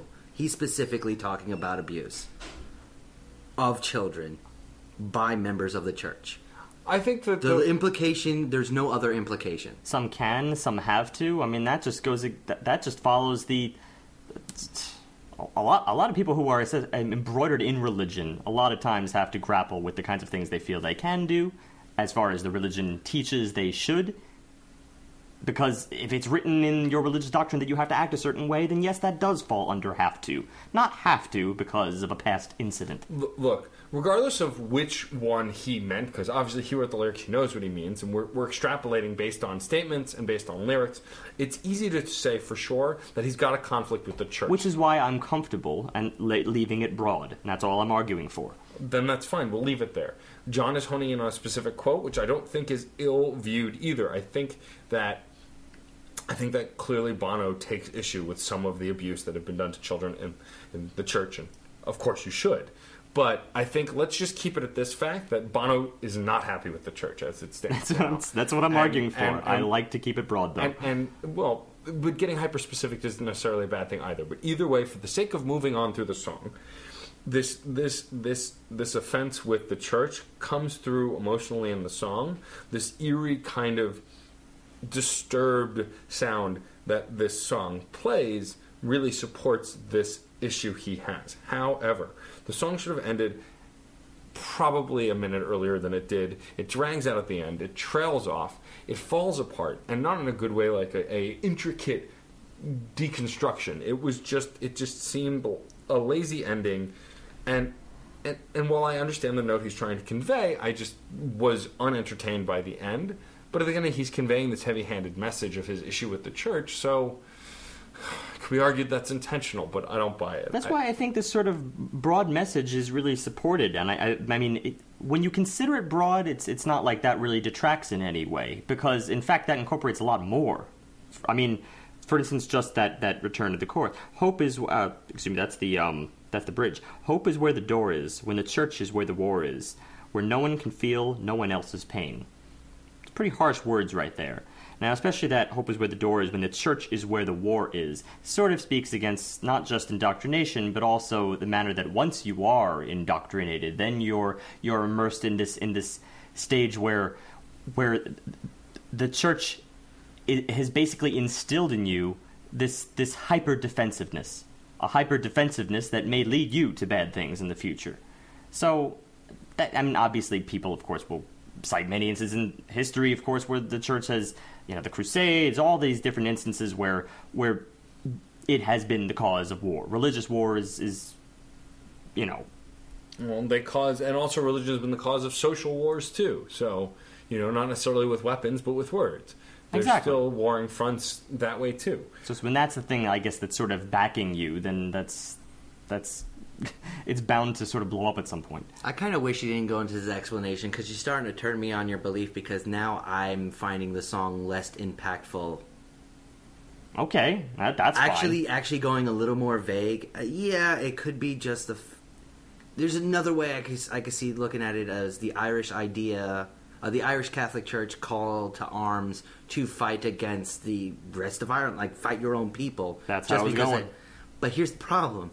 That to me has a lot less meaning. Well, in the long haul, like it removes a lot of the personal gripping. For me, that just trades out one thing for another. It's just. I think neither argument supports the song very well. I also am personally tired of this whole recurring,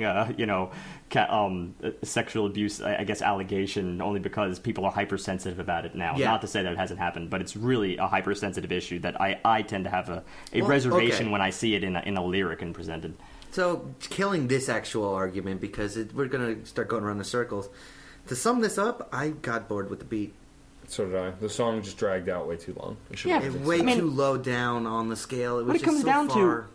It would have been exciting if they had done something a little bit more inventive towards the end of it to make it dark and mysterious, or make it lighthearted. I don't know. Well, one thing that lends to the dark and mysterious nature, interestingly enough, is when they go really, really high. That was that falsetto that you noted, Matt, and I believe that was on that specific line, hope is where the door is, when the church is where the war is. It's a very extreme falsetto, where it feels broken. It feels like his breath has just fallen out from under him when he's singing at the top of his lungs like that.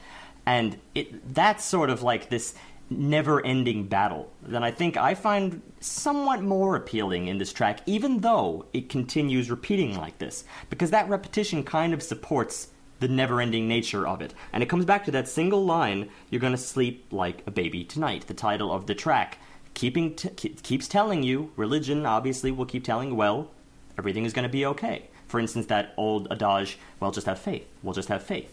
It shows an issue with that side, how that can almost be a nulling mantra. And while I'll agree the song reflects it. And while I'll agree that moment is impactful on a broader level, while that moment is impactful, it happens 2 minutes before the end of the song, or 3 minutes before the end of the song, and then The song... No, but see, in this case, I find it pointed, because that's just a moment that sort of brings to light. The rest of the song, by continuing as it does and remaining repetitive... So then you're saying it's an artistic support for the theme of the song. In this case, I think it's a strong one. I'm starting to back this a lot more now because of that. I just don't agree, but that's fine. I don't have to. I just think for me it wasn't enough. I think that art, great, but the song itself musically bored me, and that wasn't enough to keep me engaged. Well, normally I don't defend the art so wholeheartedly in this instance, but in this case, I don't know, that's kind of strong. When you're talking about like these never-ending battles, I felt nulled, and I felt nulled in that same oddball, very, very dark, wary sense, like I should beware of a certain thing. Okay, I mean, that's a fair point for the song. I don't know, I guess it just didn't impact me as much as you did, that's all. Yeah, it's the kind of thing that grows on you after a certain point, I guess. Interestingly, as growing off of you, it grows on you. I like things that sort of make you a little bit perturbed. This song did that. There you are. Okay, on to This Is Where You Can Reach Me Now, track 8. This is track 10, I want to not take track 8. Track 10. Oh, excuse me. Math. Whoops. This is... A song of inspiration and moving forward. No. Oh. No. This didn't come off as that sort of an idea, because, well, you're getting a summer cha-cha kind of jammy feel to it. It's more like an indoctrination piece, because it's talking about soldier, soldier, we signed our lives away. Complete surrender, the only weapon we know. They're devoting themselves to something here, but it comes off a little bit heavier than that. Yeah, but the heaviness is backed by a tropical feel, a marching beat, and a very funky bass. And it keeps it lighthearted, which means I'm not lost on the idea. Well, and also the idea behind indoctrination, which Steve was saying is before with the last track, you can be indoctrinated two very different ways, either by annulling repetition or by a masking. And I feel like this song is that kind of an indoctrination if we're talking about the soldier, soldier bit, and that it's more making it sound lighter so it doesn't seem as serious. And it definitely musically does have a more tropical... Steve said it was almost a Caribbean vibe. It was missing steel drums and a few other things, but it had an almost reggae sound. Well, I think that's just because, I mean, to speak to the lighthearted air, this is just it's sort of an ironic twist on the call to arms. Yeah. That's about it. I mean, you can achieve a lot with just that. And the music supports it, I feel. Yeah. But, I don't know, in this particular case, though, I wasn't, like, roused in any way. So I wasn't perturbed in any way, and maybe it's the fact that this was harmless is that I couldn't appreciate the irony. So it goes to show that it goes both ways, but for me, this was to a much lesser degree. This one, yeah, it doesn't really deviate from that first little beat idea. Again, it stays safe, it stays in one area, it stays in the realm that they seem to just enjoy a little bit too much at this point of their album. Once they come up with that first melody, that first riff, it's stable. It's that safe zone. Everything gets built on top of that. But I mean, there was quite a lot of texture in here to start, I thought. But again, it reaches that plateau. That's it. Yeah, and here's one place where I'm just completely pissed that the bridge is at the end, because the bridge got good. The bridge became very enjoyable. Texture wasn't even the thing. It was actually building. Once again, deletes it right towards the end, goes into chorus, exits. Yeah, done. I'm tired of it at this point.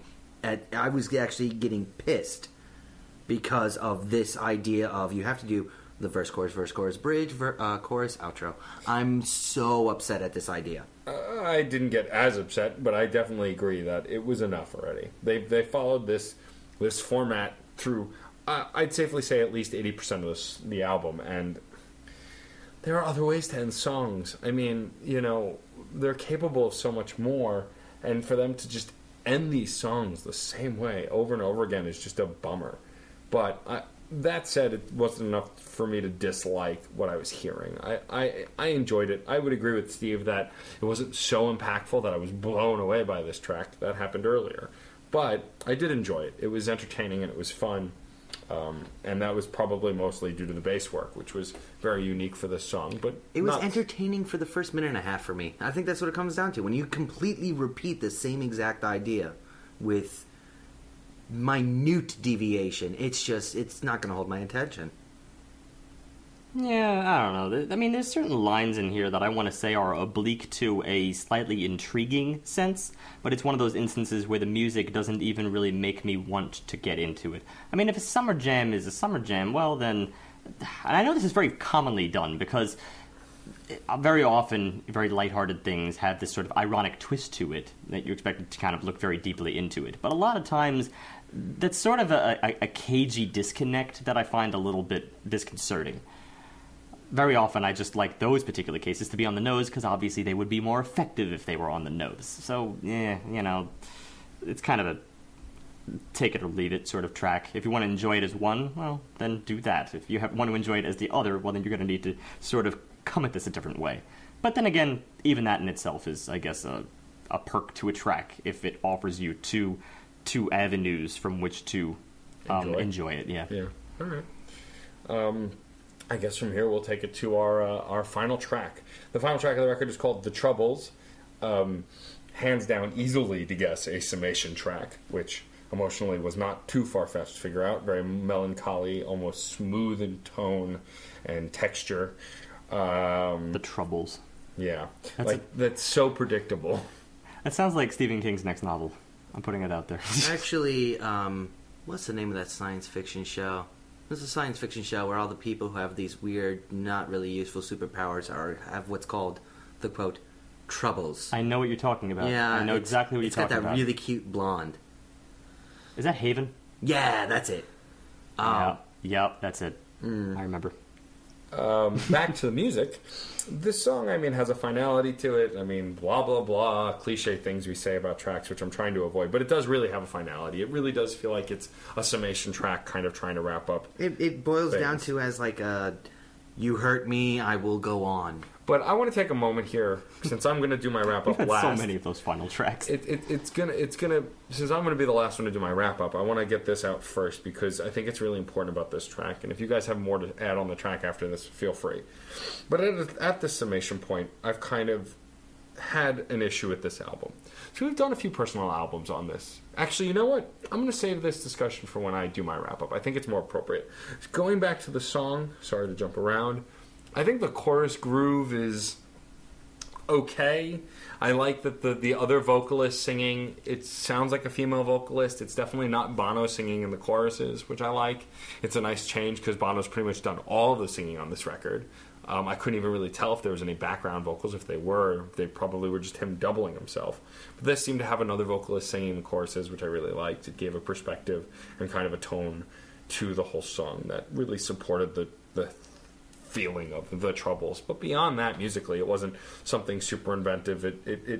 If I tell you this song is a summation song that sounds somewhat melancholy, smooth, and very final, I'm pretty sure you can picture what it sounds like pretty easily without me even mentioning instruments. I'll go one step further than that, and that's only to mention that this has some little character to it. I'm not gonna go so baseline because there's some things in here that you couldn't predict just based on that criteria you gave, and that's the strings, for instance. The strings have these kind of pleasing glissandi, just as these little slides here and there that sort of come across as sounding rather oriental, sort of as you'd hear from that well-known Chinese traditional instrument, the erhu. Yes. And I mean, as New Yorkers, we commonly see it in subways, but obviously it has a richer tradition than that. In any case, it comes across as sounding rather exotic in that way. Beyond that, actually maybe including that, I think I heard another little influence in here, or just incidental crossover, and that was to the Gorillaz. I thought that there was actually a little vibe in the overall sense of this track, and maybe it had to do with those little strings, those little glissandos in the background. I heard a little bit of Gorillaz in this.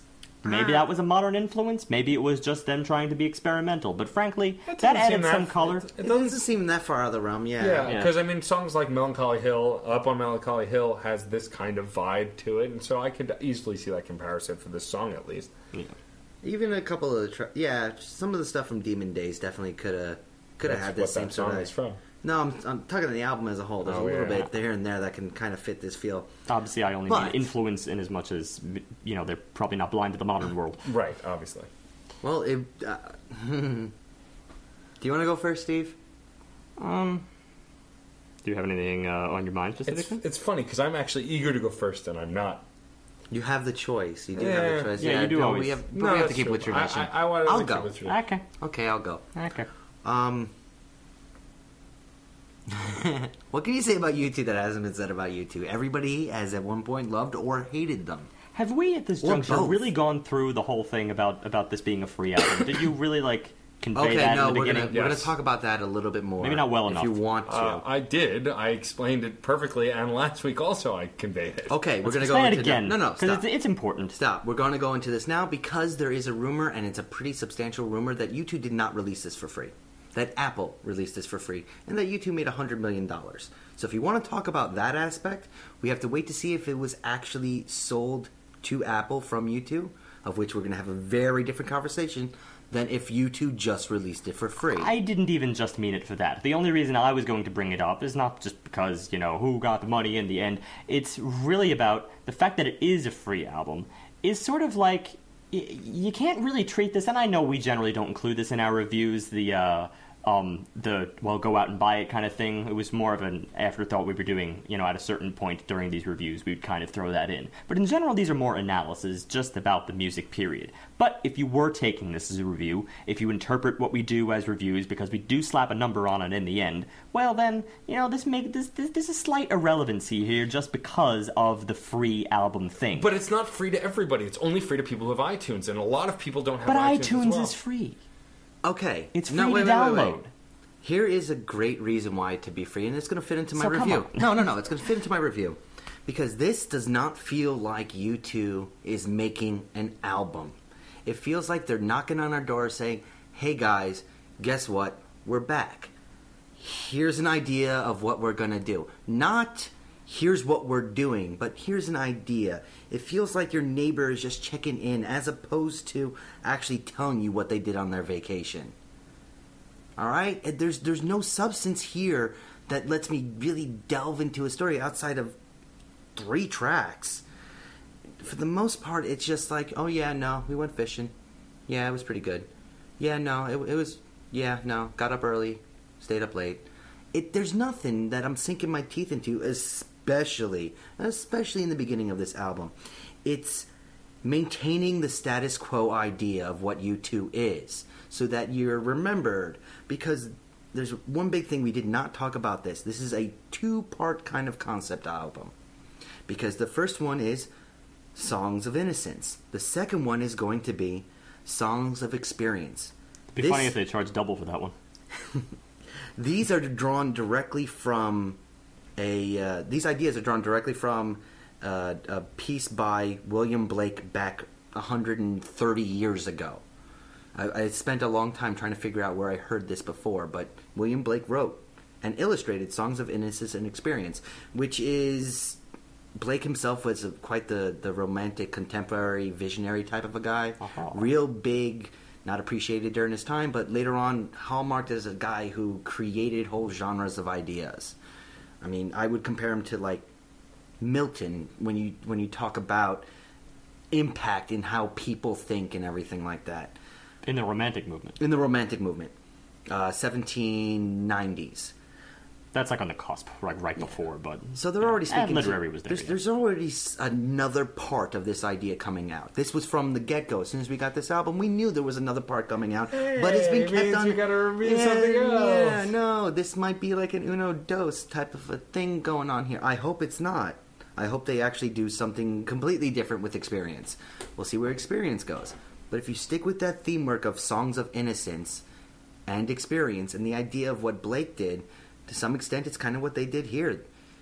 Blake's idea for Innocence was, it's just talking about the naivety of a child and what it's like to go through life. This feels like the naivety of a child making an album. It's good at parts because even children can have inspirational ideas. Even adolescents, teenagers, young adults can have inspirations of great ideas and put them to pen and paper and make something awesome. And these short little bursts are Raised by Wolves, our Volcano, our Sleep Like a Baby Tonight. Because even though I kind of hated on them at times, they were still pretty good songs. As far as a pop song goes, as far as the structure that they created goes, They're pretty good. But pretty good is as good as it's gonna get, because there's so much here that you could just see adolescence just pouring through, just simple ideas just coming out, pouring through, and there's no deviation from the formula. This is my biggest issue: verse, chorus, bridge, chorus, outro. Screw that. No, U2 is not the same band they've been for the last 30 years. You don't have to stay the same. But this turn of events that they've done here, this just reaffirming what people have been complaining about for the past decade and more, I can't get on board with. This is a 2.75. This is below your standard level. And the only reason why it's close to a 3 is because there's some stuff here, content-wise, that at least they're going for. There's some songs here that content-wise, that production-wise, have something to them that really do make them specifically good at parts. But, oh my God, there's just so much chaff thrown in the middle. I can't enjoy it. Hey, chaff can hurt you. Okay. Well, actually, I mean, you were not too far off on this, although I will take issue with a couple of things, only because when you're talking about this album being the kind of album that just checking in from vacation, were those your words? Yeah. Your neighbor checking in from vacation. Neighbor checking in from vacation.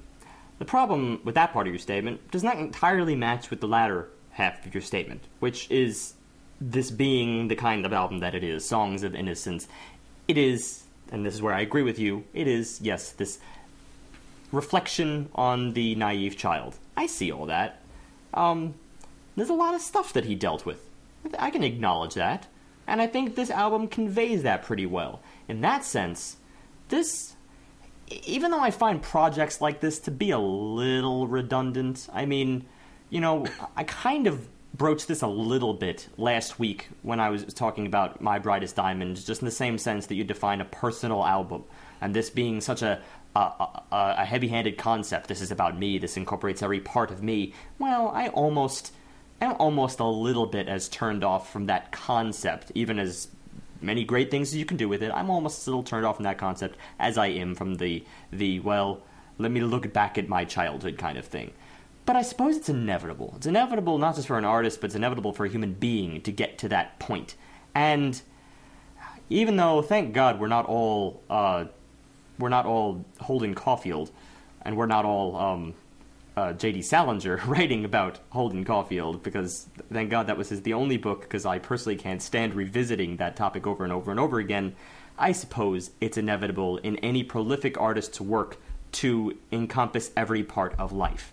In that sense, I'll defend this project, and I'll also compare it against a project that was very similar, and that was Green Day's Uno, Dos, Tre.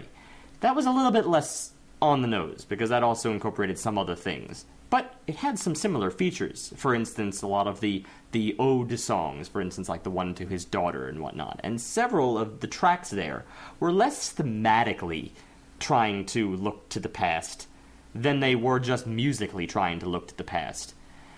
And obviously we didn't rate those very highly, because they too really just did not go full force with either one.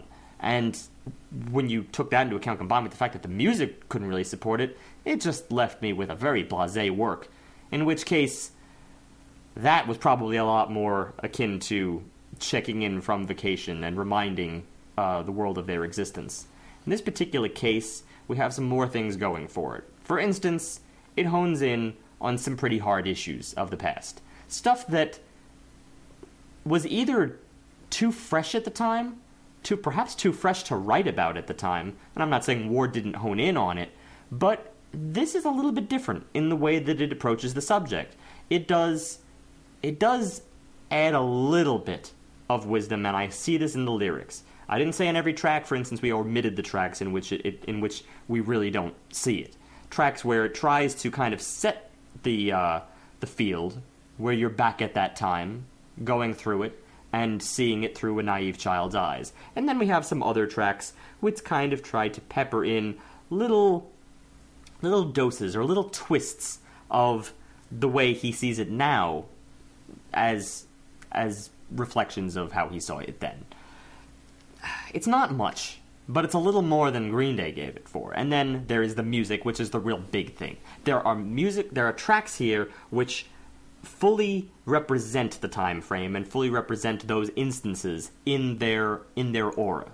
They're not breaking boundaries with this. They're not going to different genres in this direction. They're not stopping to be U2, and then in the instances where they do stop to be U2, it's a little bit of a question mark in your head. There's really not a uniform sound to this album, but frankly, considering where they've been lately, that's this album's big perk. And that's where I think they've saved themselves from probably a lot of the critiques that they inevitably were going to get from YouTube fans, which is to say, stop giving me albums of the same exact thing. This signature U2 sound has been done to death, and as much as we may have loved it in its origins, it has grown a little bit dated, because post-rock is a burgeoning field from which more things have come, and bands who aren't afraid to sort of explore other areas and escape that tried and true framework. But with that framework, they do different things. They explore different auras, and then we still have Bono's vocals, which are pretty strong on almost every track.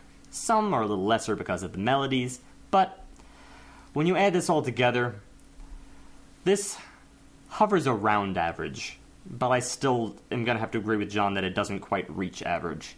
I think this is...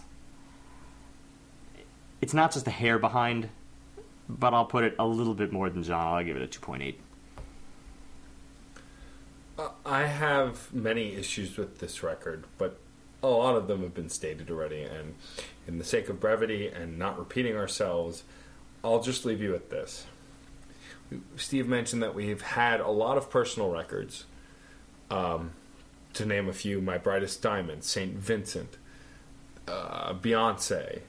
These are all artists who made very, very personal records. The Uno trilogy, which sounds dumb every time I say it. These are all artists who tried to make personal records. Some succeeded, some failed. I think the person who succeeded at making it the most personal was probably Beyonce, just because you could tell she pretty much opened a vein on the record and let you in. Whether the quality was at that point is irrelevant if you're judging it as a personal work and how accurate it was. She was clearly fed up with cliches of the record industry and decided to do what she felt, not what was required of her. And I respect that. Which is why I rated that album the way I did. This record, Bono keeps you at arm's length. Even though he's looking back at his past, he never really lets you in. There are a few moments, like Raised by Wolves and Volcano, he really does let you in. You get a better look. But most of the other songs, he's keeping you at arm's length, and he's not really letting you in. And that's where an emotionally impactful album loses steam. Musically, I agree with Steve. Some of it's really cool. Some of it's really average. Some of it's below average. I don't know that I'm as hard on it as John is, but John, in the past, has come as a fan of longer artists, had some spite and vengeance, which is not unreasonable because I've treated albums the same way. I gave that kind of vitriol to Bare Naked Ladies, who I was horribly disappointed with and incredibly upset by. I've been so unemotionally invested in U2 for the past decade that, honestly, I agree with Steve's point that this was kind of refreshing, that there was at least some semblance of variety. Not as much as I'd like, not as much as their past works, like their older works, but more variety than I was possibly expecting. So it's hard for me to hurt it for that, especially if this Songs of Experience that they release, and will be hilarious if they charge double for, it could lead into something really great. And I'm really hoping that this new U2 record, which we will review because I kind of really want to see where it goes, I'm hoping it does go somewhere. But it doesn't hit the mark as far as engaging. However, I do like it than the last two pieces of trash that they released. And I don't care that I'm calling U2 albums piece of trash. As a music reviewer, I can be that blunt. Whether you agree or not is your prerogative, and I love and hope you will comment and explain why your view is correct. We look for that. But it's below average, but just barely. And it's because mostly the repetitive and terrible guitar solos. The Edge is such a talent, and he's done such great work. That was the biggest bottom outer for me, because there was emotional stuff to get by. Most of Bono's vocal delivery was fantastic, as it usually is. It's what you expect from him. he was only lazy on a couple tracks. But musically, this let me down. And emotionally, it was too predictable. And again, I still felt like they wouldn't let me in, you know. I think that's also why I love that Beyonce record so much. I got absorbed by it. What she was singing about, what she felt, I felt it. It was powerful. It was palpable. There was very few things here that were palpable, and that's a big problem emotionally. So it's a 2.95 because I enjoy the record, and there's some stuff where I shamelessly enjoy it, but ultimately there's still some average record. I would go back to other records before this for sure that we've reviewed, and a lot of them, even the average ones, because there's more content to enjoy on a whole than I got from this. That said, I'm grateful we reviewed it, and I actually look forward to Songs of Experience to see. Maybe they are a bit more experienced, and they give us more of what they were giving us a taste of here. Or very simply, it was a conscious effort in order to show their naive, weaker sides back to back with the sides that they obviously broke out. Yeah. We shift gears now here a bit. It's just funny because I feel like this is a long topic and I don't know that we'll give it justice, but let's dive in. Steve mentioned anthemic songs before. Anthemic Pop.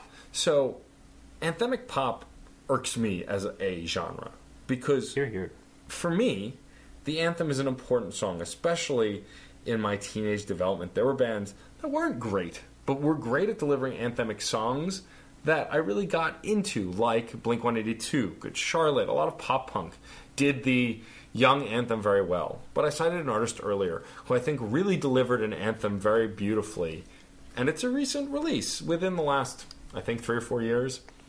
It's a song called Different by Dr. Awkward. And what I like about the song is the song is structured like a gangster rap song, but the rhythm and beats he used is based on a Pac-Man song that he structures beautifully. Pac-Man? Pac-Man. And what I really like is that the video shot for it is also shot like a typical gangster rap video, except like a scene where he pulls up and pulls out a Nintendo zapper like he's going to shoot someone, and then he hands them a Nintendo.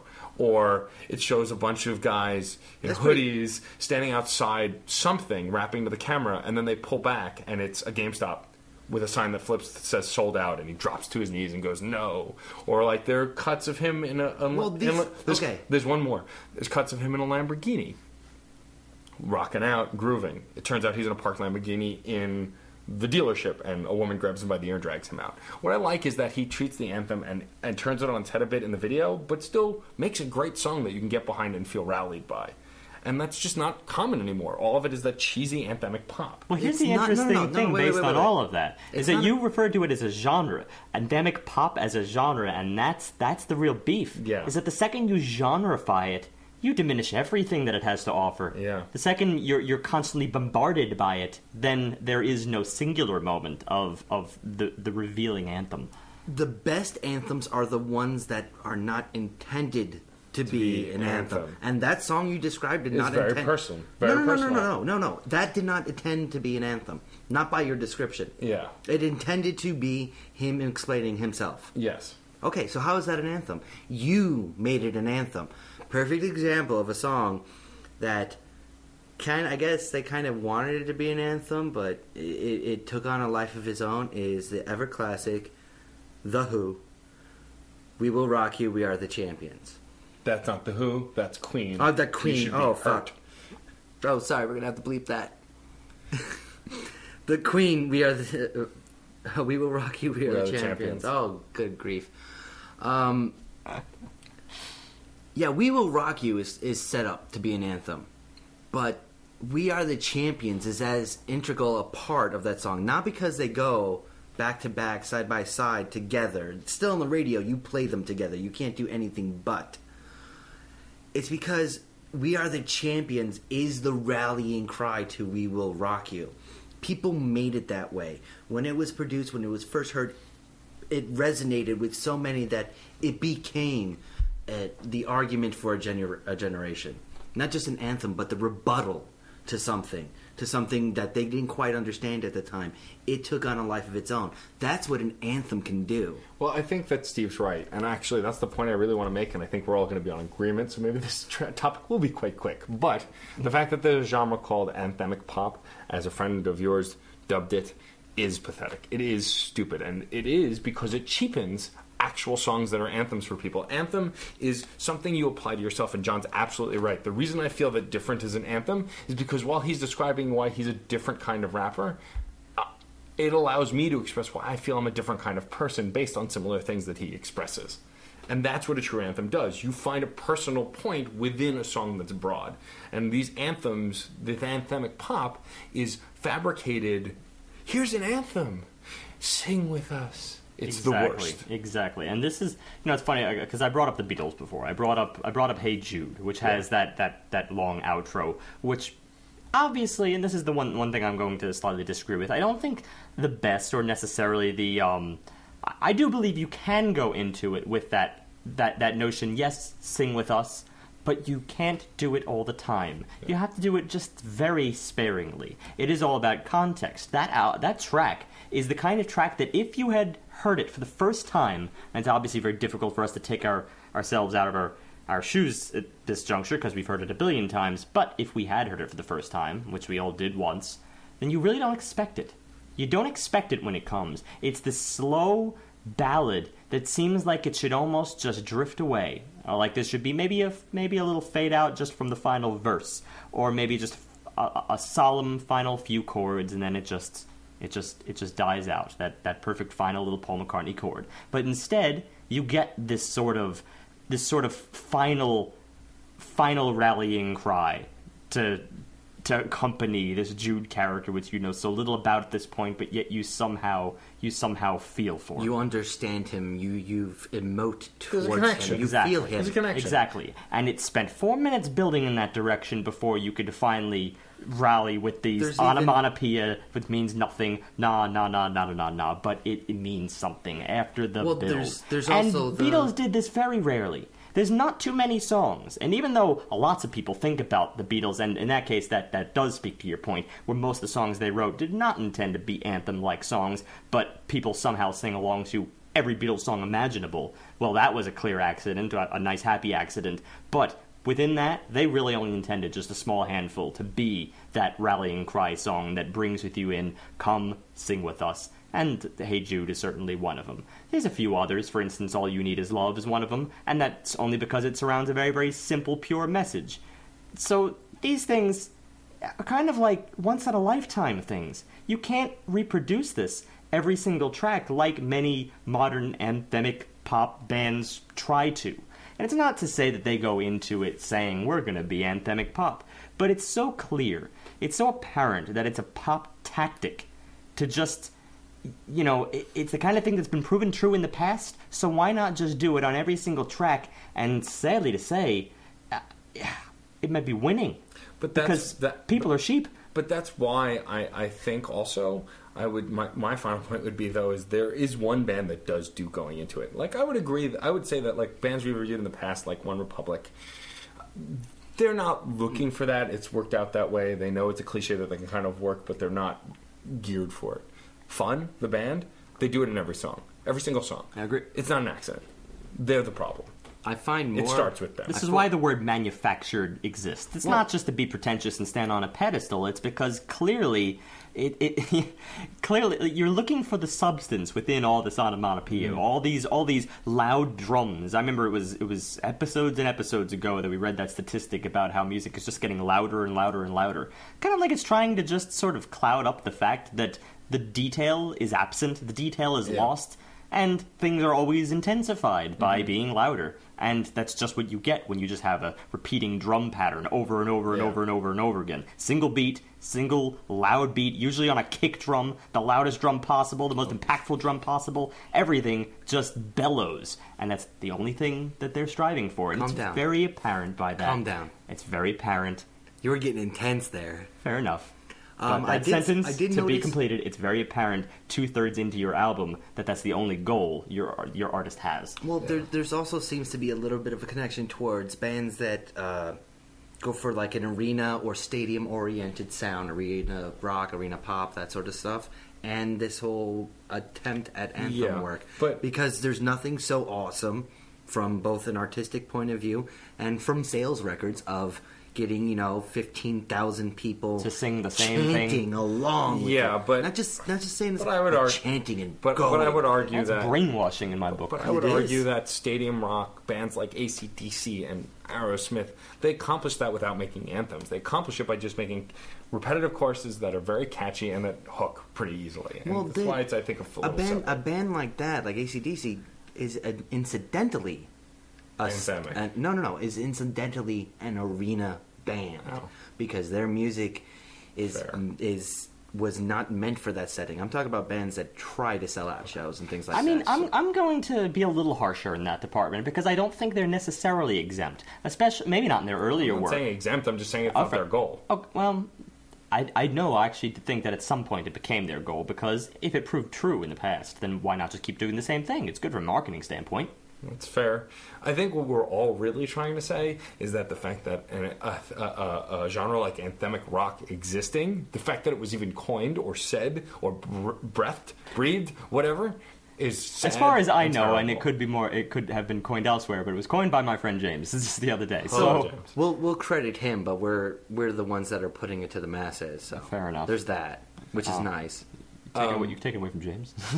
I would like to take us in a direction where we rarely go, but we're going today.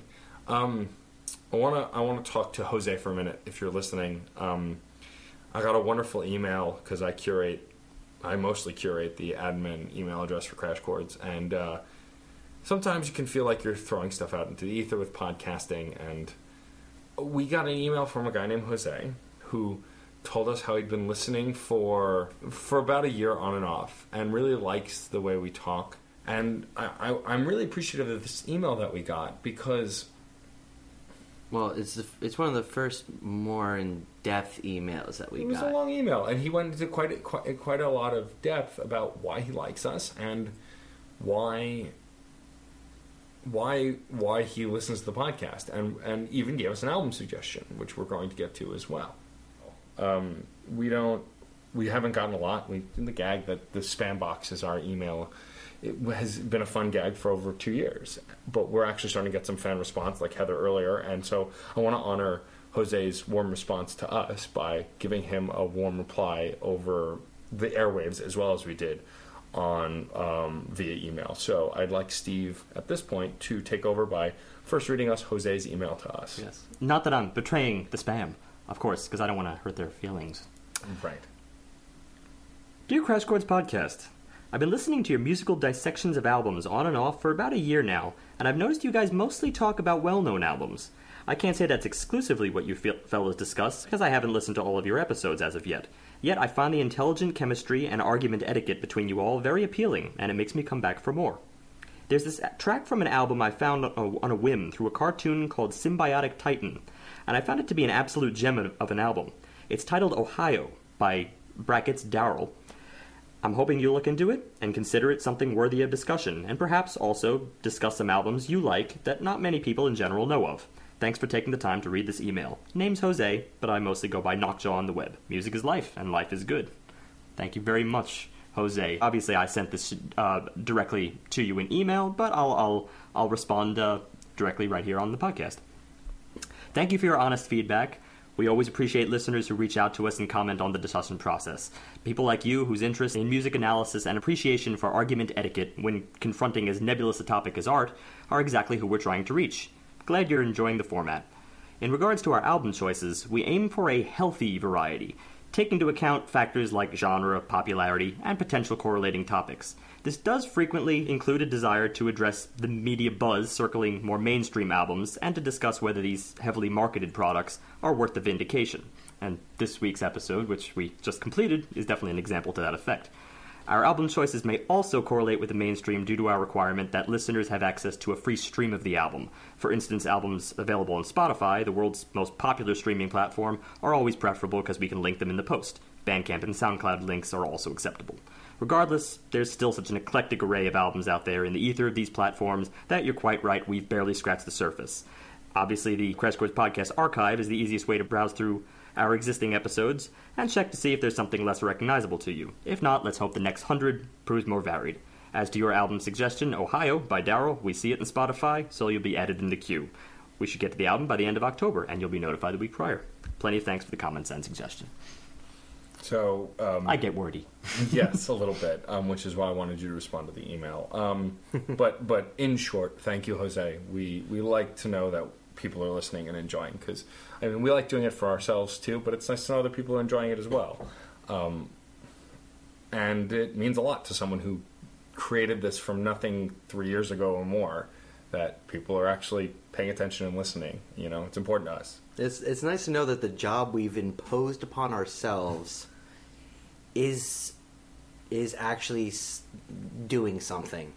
It's actually taking root, and other people recognizing it. Yeah. So thank you. And now that we're getting more suggestions for album reviews, which we also appreciate, because we obviously don't mind promoting various things. Promoting is half the game. I want to take a moment again to thank Heather as well, who reached out to us from Twitter, and also to publicly on this podcast thank Shauna as well, the publicist from Pavement Entertainment, who set me up with many an interview for my other podcast, Crash Chords Autographs, which I've interviewed 4 people from that label, and I think I'm going to interview more as we go. It means a lot when people like what we do and reach out, and we always look to expand in any way we can. Speaking of expansion, we're bringing on a brand new guest, which we like bringing back the old favorites, but we also like bringing on new ones. And we have a new guest for you next week. Her name is Rashmi. She's a musician I met through the Way Station. She's local to New York.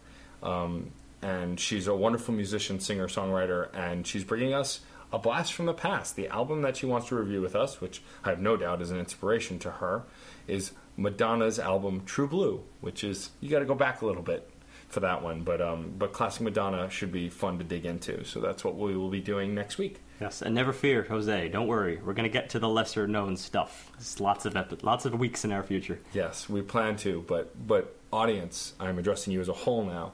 If there are things that we missed that you want us to address, we have other avenues of reviewing albums besides the podcast as well. We'd love to take that on too. Bombard us with album reviews. The more we'll be forced to write, and I would like to get back into writing some reviews as well. Bombard us with reviews and bombard us with suggestions. What do you like to see out of a music analysis? Yep, we work hard to kind of cover different fields, and so we're always looking to feedback. So thank you for that. I think this is a good place to say, like we do every single week, and Jose said in an email, which makes me very happy. Music is life. And life is good.